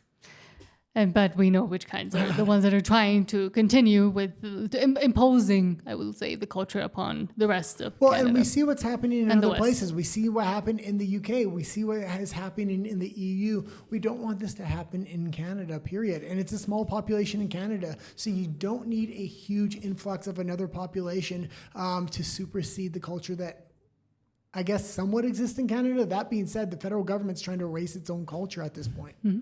But, and not to get too much into it, but yes, in a way, there is a difference between being Muslim and from being Islamist, but Islam and Muslims in general are taught and do follow the notion that you have to continue to impose or continue to spread religion, the Islamic religion and faith all over the world. So in a way, I mean, yes, one thing does follow from the other. Some people decide not to follow it to the T. Some others do, but I would say within it all, it is kind of encompassed in what. Look, it's not a soft sell. I already see the war. espoused. I already see the war that's happening within the EU. It's time for Christianity to grow a backbone. It created the West. It's time for Christianity to save the West. And Stephen Jensen, again, thank you so much for the $2 super chat, saying Islam is political ideology dressed up in religion. Well, yeah, it is that mix of both. Absolutely. It's one of the big weapons that the left is using. They're just using Islam right now, but they're using LGBTQ and all these other things to erase the founding identity of America, of the UK, of Canada. And it's working in a lot of countries more than others. With Donald Trump in the United States, it's in recession right now. Yeah, kind of. I mean, in some places, but in others, they're trying to push it even harder. I mean, we've seen examples in Texas even. America right now is having an absolute rebirth of their culture, and people are becoming patriotic again in most states. And the World Cup, I mean, right now does exemplify exactly They're no that. longer tearing down the statues. They're no longer burning the flags like they used to. Canada, on the other hand, is doing all of those things. And we do have a couple stories later on how they are trying to take a lot of the historic national figures out and erase them. Oh, Silverfeet, thank you so much. Says Croatia scored 1-0. Good. I don't like Portugal, and I think they rely too much on Cristiano, who is way past his prime. I know nothing. They rode him hard and put him away wet, and he's becoming the villain, more of a villain than he already was. Okay, away from soccer. The Globe and Mail says, quote, there is more bad news coming for separatists in Alberta. Do you want me to click into it or no? No. Oh, God, what was I going to say about this one? Oh, yeah, this was what this article was about. I read this whole article. I was just trying to recall it for a second. What they're talking about here is the cost of separation. And the problem with that is they put a $400 billion price tag on that. And Danielle Smith is now walking that back on her most recent interview. She said, well, that was just a back of the napkin kind of calculation, but it is going to cost hundreds of billions of dollars. We do have a research team on that right now. She's already trying to walk that back. Now, it may not be as cheap as what the APP put forward, but Keith Wilson has probably the biggest expert team working on the white papers now. And I think that is going to supersede all other research. I think Danielle Smith's research paper and numbers are going to rely on what portion of Canada's national debt is Alberta going to take. And that being said, Alberta's going to have that national debt, whether it stays inside Canada or whether it leaves. But if it leaves, it stops the day that it leaves. It doesn't continue on into the future.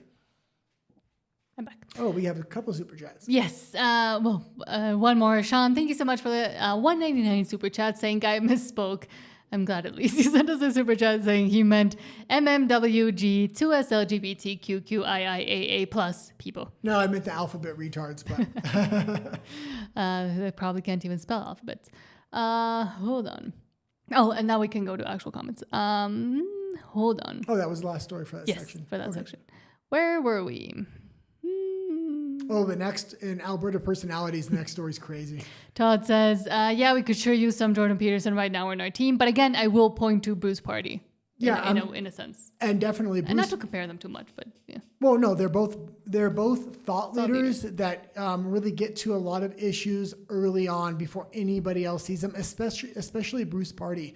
I mean, Jordan Peterson got to a few issues before the curve a lot of the time. Bruce Party is on a completely another level of being able to identify on where things are going. And when he started saying Danielle Smith is the real threat, that's when I really, really started looking at her and what kind of power and mechanisms that she does control after the binding referendum going into or from the non-binding referendum going into the binding one.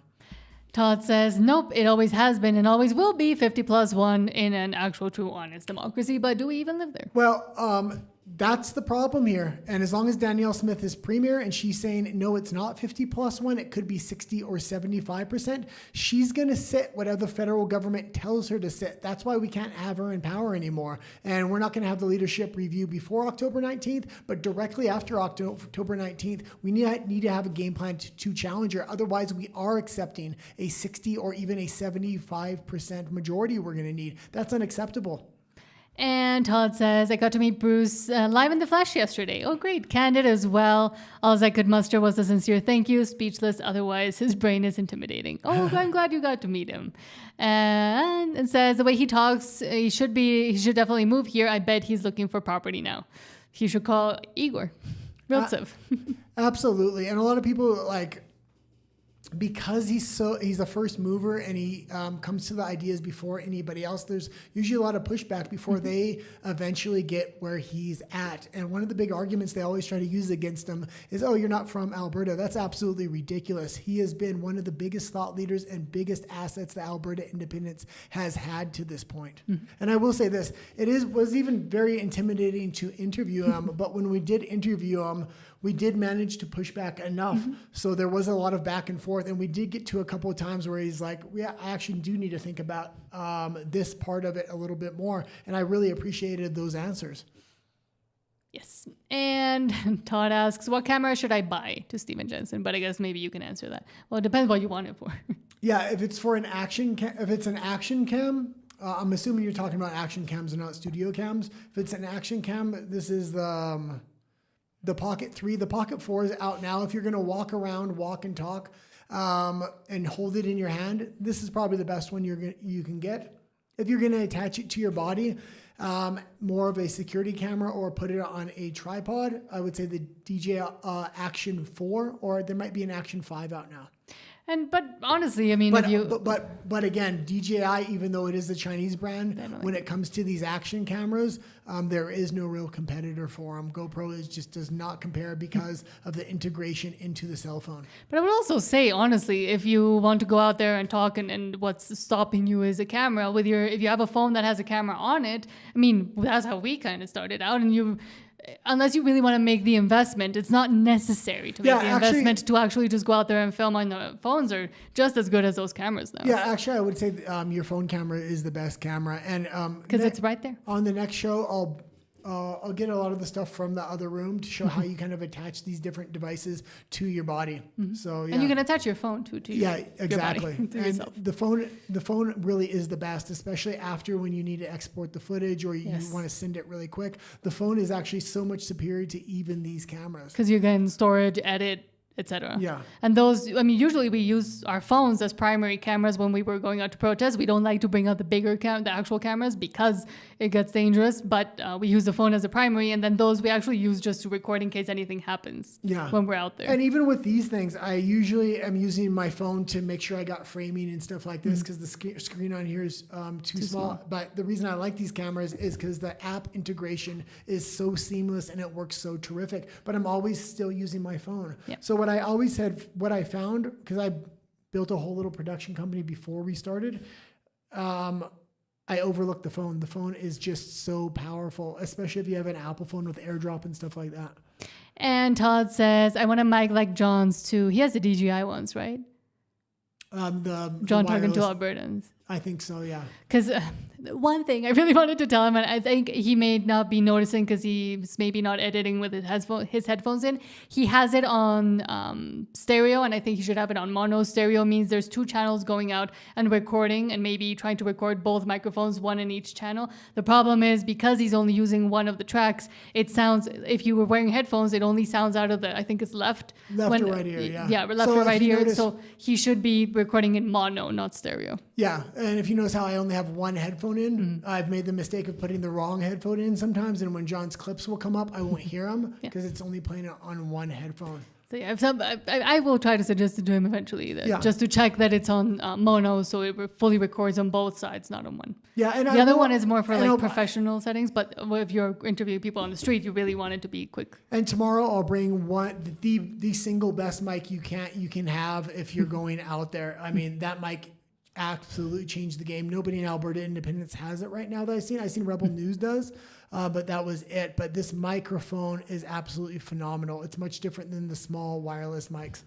Todd also says, that's what I was going to order. Want to order a mic like John's too. Same time. At the same time, do you know what that is, or will I need it? Again, if you're recording with your camera, I mean, camera picks up sound pretty good right now. You need a microphone. And you can get those microphones, but again, being really, really sure that it is on I'll talk mono. about microphones tomorrow. I'll bring a couple of them and just show different examples and what the flaws of some are and where the other ones kind of shine. And now going back to the clip, Sean says, no, he is not Canadian. John also says, those are the dudes who will flood Alberta if it stays in Canada. Just saying, I saw this with California. Everyone got slowly replaced until, well, you know the end. California is absolutely ridiculous because they say, oh, people aren't leaving California. People are leaving California en masse. The reason they're able to say nobody is leaving is they're a sanctuary state. So massive amounts of illegals come to California for the benefits. So that keeps their numbers in the census kind of level and doesn't have the real drop that it actually should have. Most actual citizens have left California and moved to Texas or Florida at this point. Todd says, yeah, he wants to own the pipeline and the emissions and the oil going through it. Everything. Federalized nationally. He wants it all to be. He wants it federalized, and he wants to build the mechanisms, but he also wants to build the mechanisms not just on a federal level, but interprovincial level, so each province will have control over the other province. So if he doesn't like what one province is doing, he'll simply give the other premier something to control Alberta or whatever province it happens to be. And Sean asks, hold on, Carney's from Alberta. That's what he says. No, he's not. I would say no, he's not, but he's from the US. He was just there. He just came home for the day. I think he was only there for a couple hours. And Sean says, I moved that sorry, they're talking about, I don't know what they're talking about. Where are we? Todd says, you guys did a great job talking with Bruce. Thank you so much. And again, we'd love to do it again because I feel like we barely scratched the surface when we were talking to him. Bruce was the one interview where I really just wanted to get right down to the subject, and I had a very specific subject, which was his constitution, and that took up the whole hour. Next time, I want to just take up the entire maybe hour and a half just with the exact strategy we need to use and why we need to use it. Who are the actual threats and why do we need to get rid of Danielle Smith? Is it possible to keep her? What is the federal government strategy? How do we kind of maneuver around that? And Todd says, okay, got it all written down, and we can continue to talk about equipment as well if you all have questions. Says the tech, my phone's on its last legs, not old and broken like me. I'm sure you're not broken and you're not old, and says can barely see the screen. I'm hard on equipment. I mean, my phone is really old too. Yeah, if you're thinking about buying a microphone or something like that, wait till tomorrow's episode. I'll fully go over mics, especially if you're going to bring them out to protest or to interview people on the streets. And hold on. Because if you buy the wrong mic, it really sounds bad. Mm-hmm. And people will watch a video that looks bad, but they will not watch a video that sounds bad. Yeah. Defiant Gamer says, one thing that really annoyed me, I'm going to say off about Smith is she's allowing the mandatory 3-in-1 IDs. Does anyone else have a problem with this, or is it just me? Yeah, if I was there, I would. We've got a lot of problems with Danielle Smith. One, she's just allowing the Canadian pension plan remaining in federal coffers in Ottawa banks. She needs to be bringing that back to Alberta banks and making Alberta banks strong. She needs to... she will not do a policy if she thinks she's going to fail on the policy. Sometimes you need to fail to show the people what the federal response is, and this gathers more will from the people themselves. Roland Halleck says Alberta has to pass a law to stop federalization. They won't because they're going to benefit from it. At least the politicians at the top will. That's why they also want to stay within Canada. Danielle Smith is 100% on board with federalization. She's actually pushing it at every single turn, building the mechanisms and getting the UCP on board as well. That's why she needs to be gone. Those federal mechanisms are going to make it even harder for Alberta to leave. And if we do manage to win an independence vote with whatever percentage they're going to say that we need, even if we do get that, if she signs a bunch of natural resource contracts, we may have to hold to those natural resource contracts for the next 50 or 100 years, depending what she signs. The Defiant Gamer says, so with a 3-in-1 ID, it rolls together your driver's license, Alberta Health, and citizenship info in one. And now they will force Bill C-34, making presenting your ID to use social media. That includes YouTube. And I will say, when they start combining things and saying, oh, it's to make it easier and it'll be way faster to show your ID, then eventually it goes to the next step, which is, oh, let's just make it digital. It's all rolled into one. Now you can just have it on your phone. Well, and this, I will say, this is one of the good things about Mexico. The people don't give a shit, and they're not going to listen to the government. They do not trust the government for the most part. Recently, they said you had to register your phones. In Canada and the United States, everybody has to register their phone when they buy it. Here in Mexico, everybody has a phone and they just put a SIM card in it. The government doesn't know whose phone is who. And they said, you're going to have to register your phone, and if you don't, your phone's going to be turned off. Nobody registered their phone. They ended up not being able to turn off anybody's phone because nobody registered. Yeah, they keep moving the date. That's when we have to do it. I mean, and most citizens are just like, well, I mean, come at me. Let's see if you actually turn it off and want the phone companies to start losing money. But Canadians won't do that. And we've seen what happened during the jibby jab era. It was one of the most compliant countries, and it's always the most compliant country. That's why when they bring in something like digital ID, it's going to work every single time. And you get freedom through chaos here in Mexico, and it's one of the things I appreciate. Yeah, they say they're going to bring in a digital currency. They say they're going to bring digital ID. Let's see them try to do it. They're not going to be able to do it because the people just don't comply.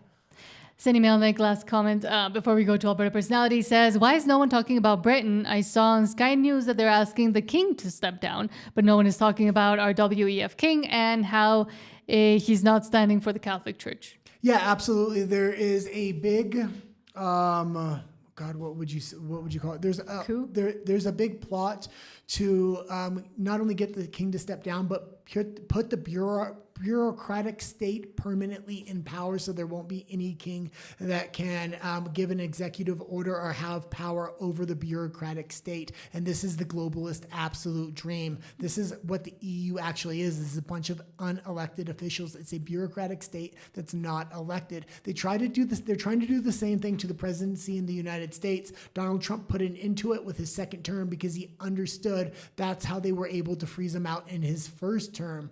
So are they going to be successful? Are they not? But it has bigger implications than just in the UK. It has implications all over the world for all the different colonies that the UK actually has. That's insane. How did I not know that? Like Canada.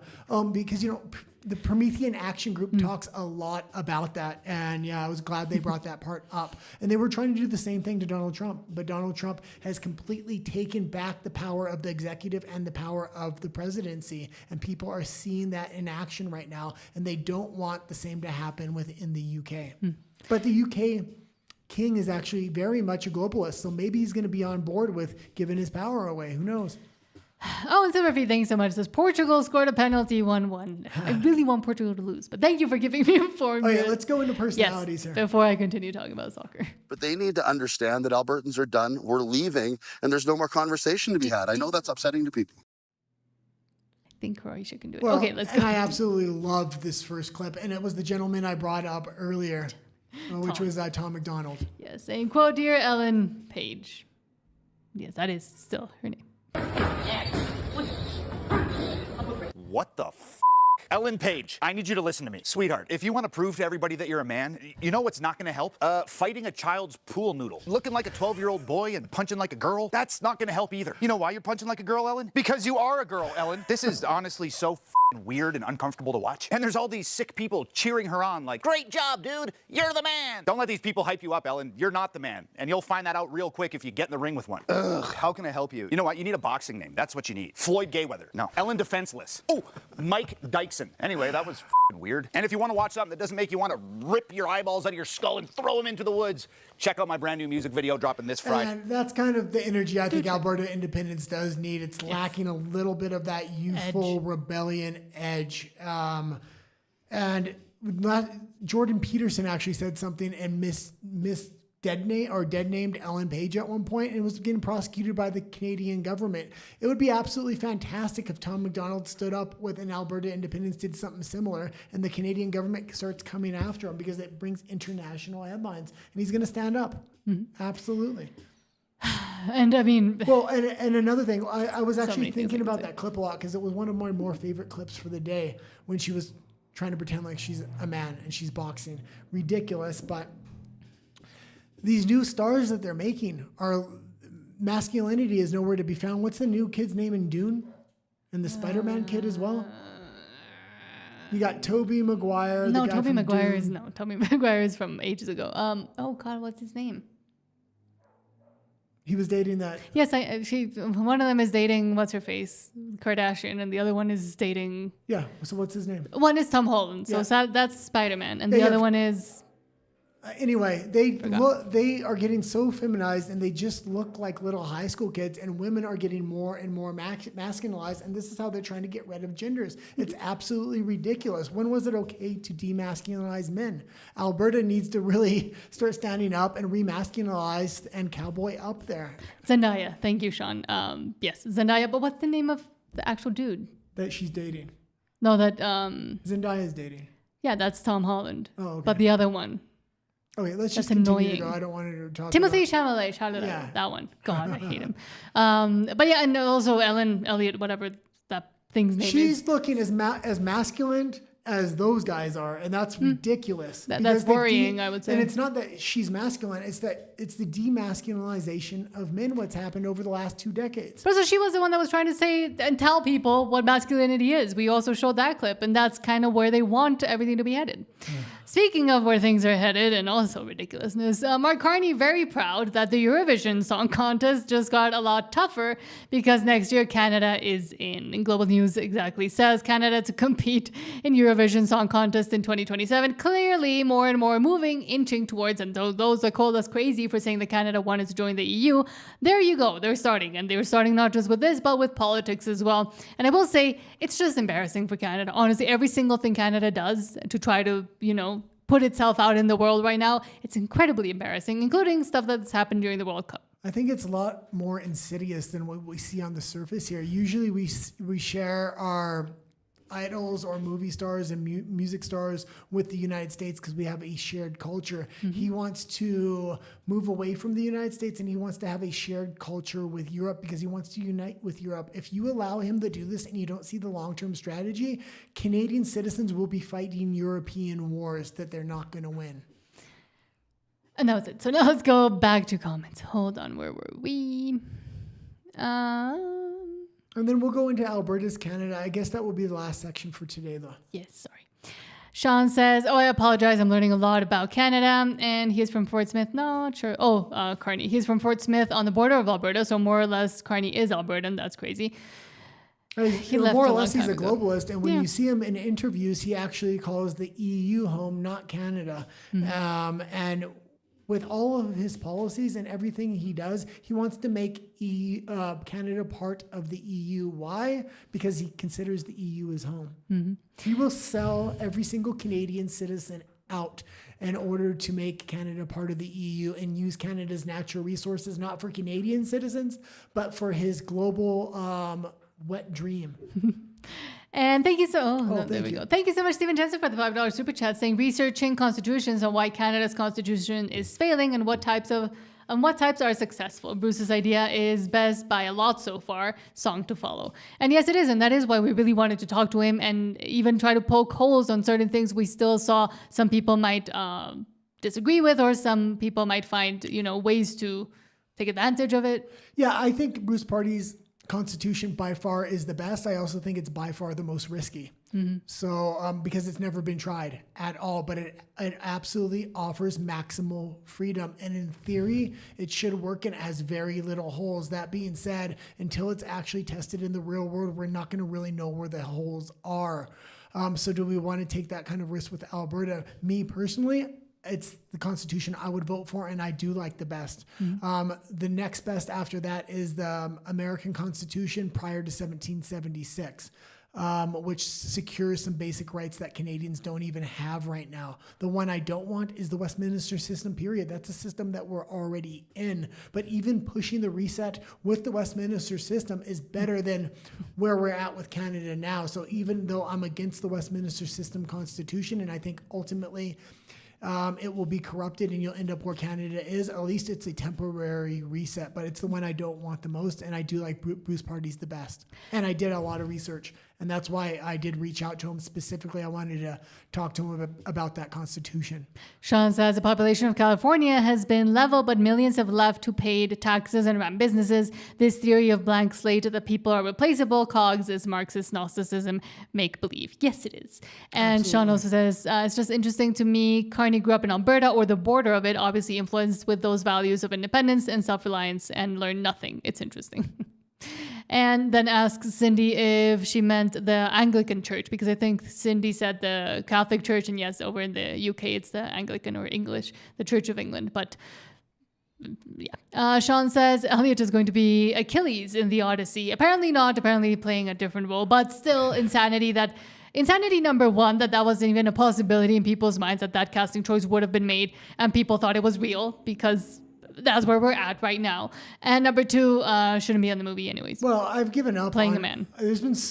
Hollywood has been so shit for the last 10 years. I've almost completely given up on it. Yeah, we don't watch movies. Very rarely will I series. watch a movie, and very rarely will I get excited for one. When that movie was first announced, The Odyssey, I was telling her it was like a couple of years out. I'm like, oh, this is going to be great. Christopher Nolan, he uses film cameras.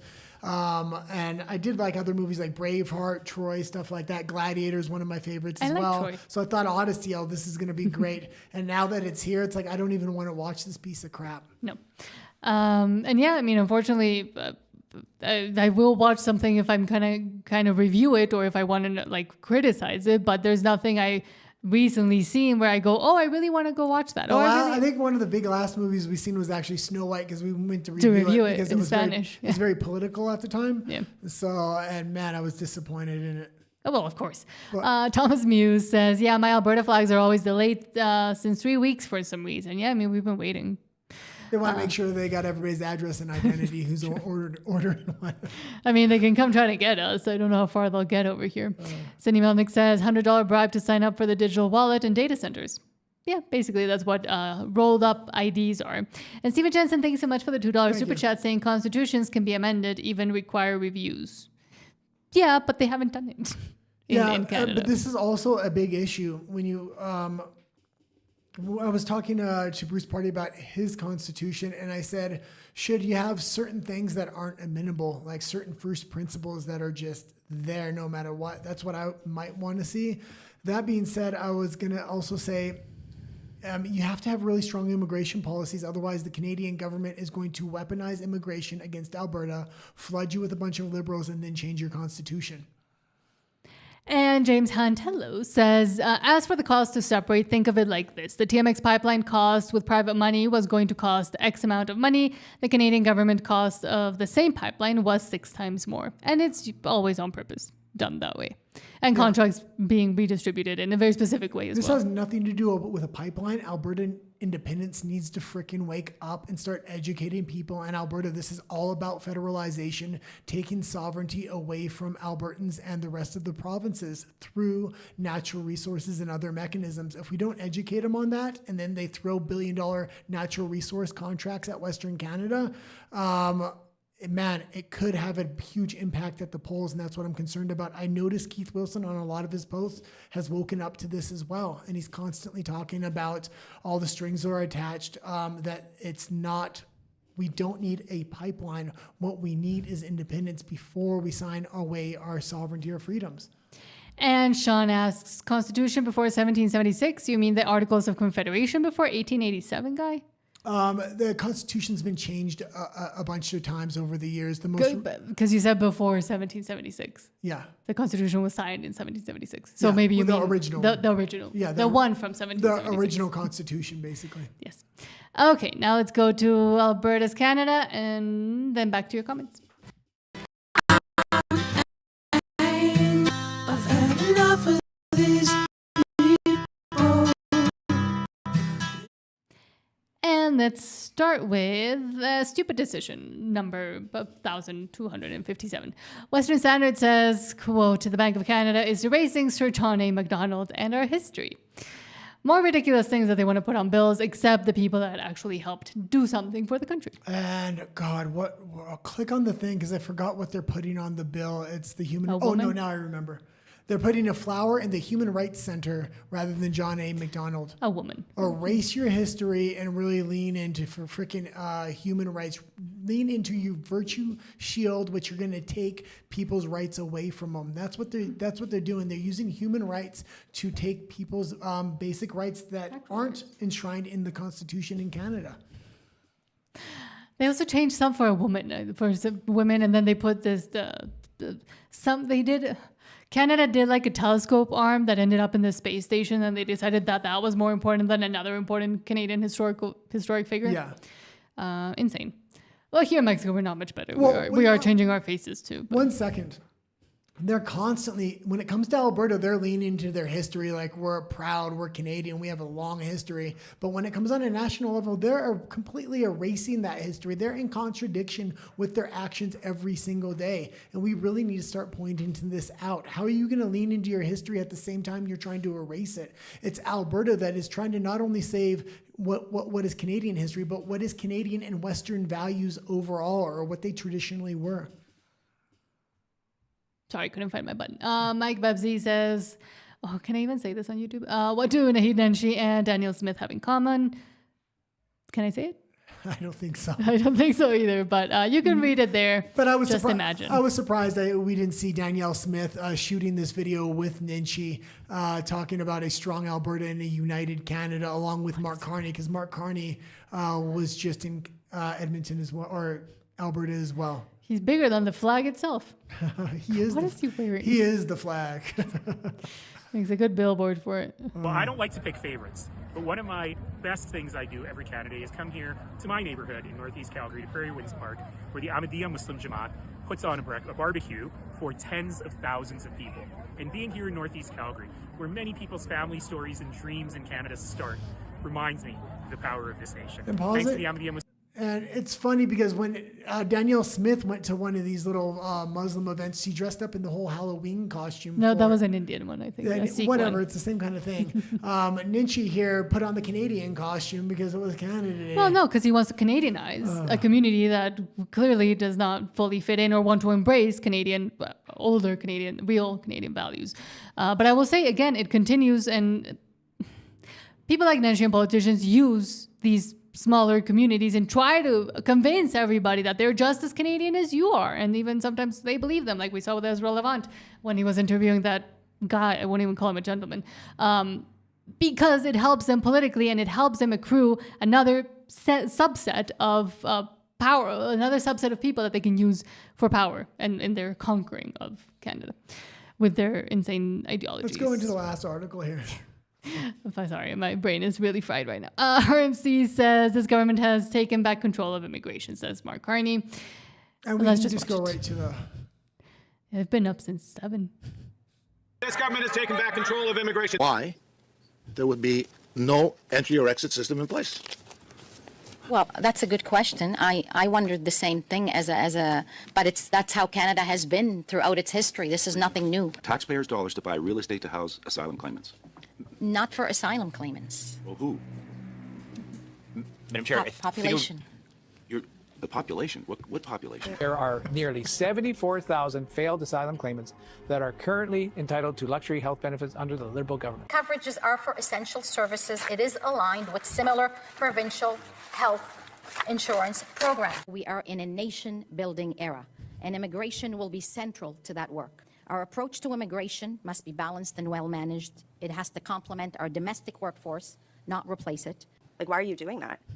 I've traveled across the country. Businesses, communities in all parts of the country are but what about need Canadian temporary kids? Workers from many different sectors in our economy. The reason I put this in here, if you don't believe Mark Carney is going to do a federalization of natural resources and then move in massive amounts of immigrants that are going to do the job for pennies on the dollar and undercut the citizens of Canada. That's exactly what he is going to do, number one. And number two, we need to make sure we oust Danielle Smith, because in her most recent interview, she said, okay, maybe in the spring we're going to get the binding referendum. But she also said a lot of other things that look like roadblocks that she's going to pull out at the last minute to extend the binding referendum far past next October. We can't have that, because Mark Carney is going to flood Alberta with massive amounts of immigration. And if you think these non-binding questions Danielle Smith is putting on with the other 9 questions are going to save Alberta, it's not. We need a binding referendum in quick succession before they try to flood Alberta with mass immigration as well. Okay, now let's go back to your comments.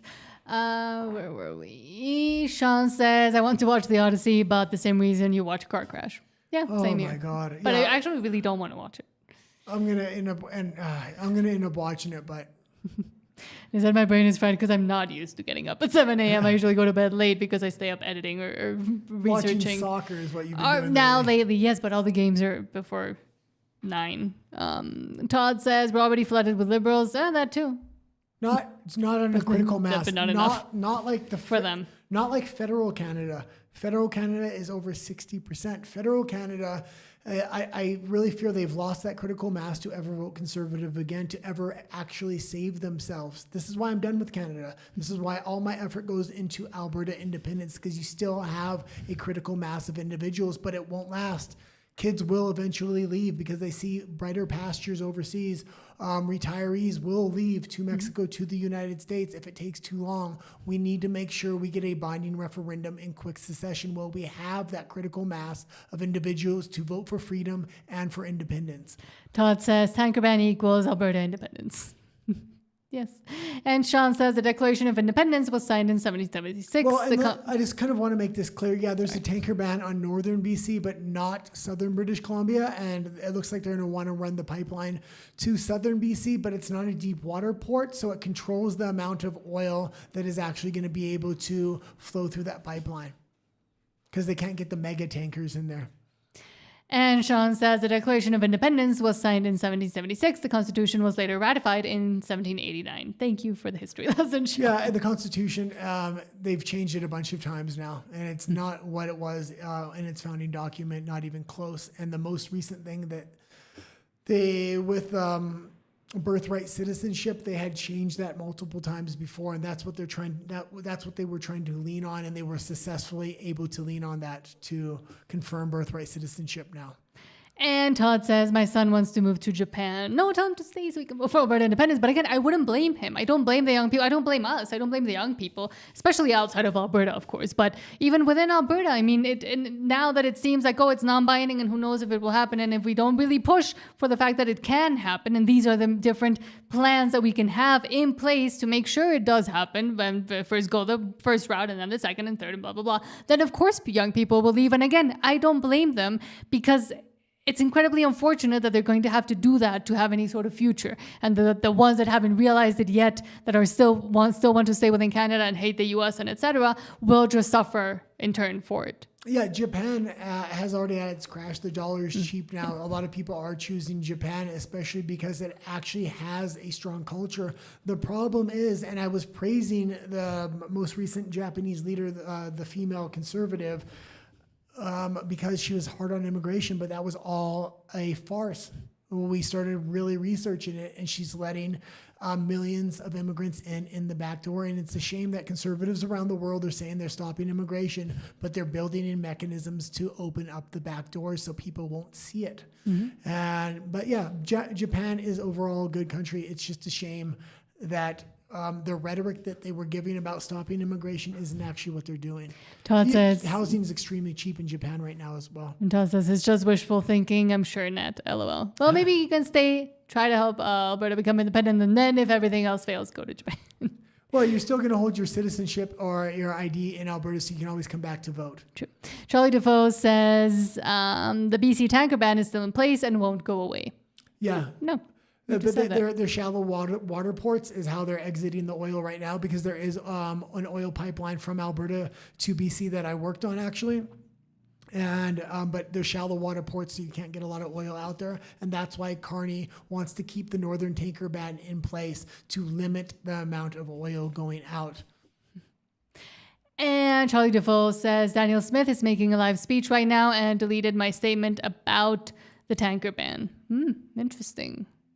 I'm guessing from her live stream. Well, it got delayed, and it probably got delayed for a lot of different reasons. And a lot of the announcements they made in British Columbia weren't new announcements. It's just the next little step forward. He wants to slow play all this because he wants to make sure the big announcements are right before the October 19th referendum, number one. But number two, he hasn't got complete control over the federalization. He hasn't built all the mechanisms. So if he's going to give anything out, he only wants to give a little bit at a time. He wants to make the big projects after he has complete control. James Hunt says, my post was for how much the cost to separate was over-exaggerated. It will not cost 400 billion, more like 50 billion. And that those calculations have also been done and will continue to be made by people like Keith Wilson and then the white papers that they'll bring out too. Yeah, and I was thinking it's going to be more around 50 billion. The APP said about 6 billion.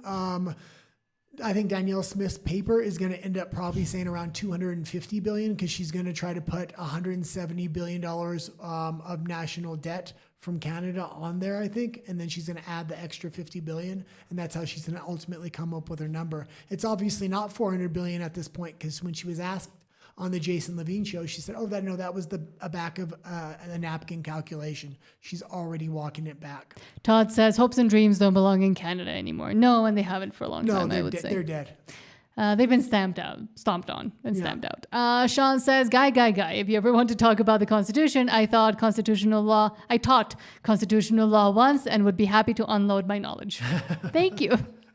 That'd be interesting as well. James Hunt says, as for the cost, how does one put a price on freedom? Even if it was 400 billion, that's a reasonable price in my opinion. In my opinion, I would pay the $1 trillion, period. I mean, there is no price on freedom, period, especially when we can hit a complete reset. We can make a constitution from scratch. We have the economy and the natural resources needed. Any price is worth it at this point. If they don't want to go into good faith negotiations and it costs us a lot, I'm fine with that. The problem is though, we have to pitch this to voters. So we want to come up with a low cost evaluation for the moderates. And Todd says, if we don't get independence, he'll probably make an escape plan. Your son. I think everybody in Alberta is ready to make an escape plan. I watch a lot of the Alberta independence content creators, and they've openly talked about if this thing doesn't work out, are they going to stay or are they going to go? It's a question everybody's asking themselves in Alberta. That critical mass of individuals are really holding out right now for that binding referendum. Todd says, common tanker ban equals Alberta independence. Yes. And Todd says, censored. Yeah. I mean, essentially, that's what they did to your comment. And server feed, thank you for letting me know. It says Portugal scored 2-1, 93rd minute. And Todd says, you're Portugal. No, we don't like Portugal because they are relying too much on Cristiano Ronaldo. But on that comment, I guess we'll see you tomorrow. Please don't forget to subscribe before you go. We won't head over to RUMBLE because it is now 7. She has an appointment she has to go to right now. So. Yeah, we said we were going to leave at 6:45 and it's 7 now. But thank you so much for sticking with us and for understanding that yesterday we also had another thing we had to do all day. But we'll see you tomorrow at 5 p.m. Please, again, don't forget to subscribe. Please take care of yourselves and adios. Have a good night.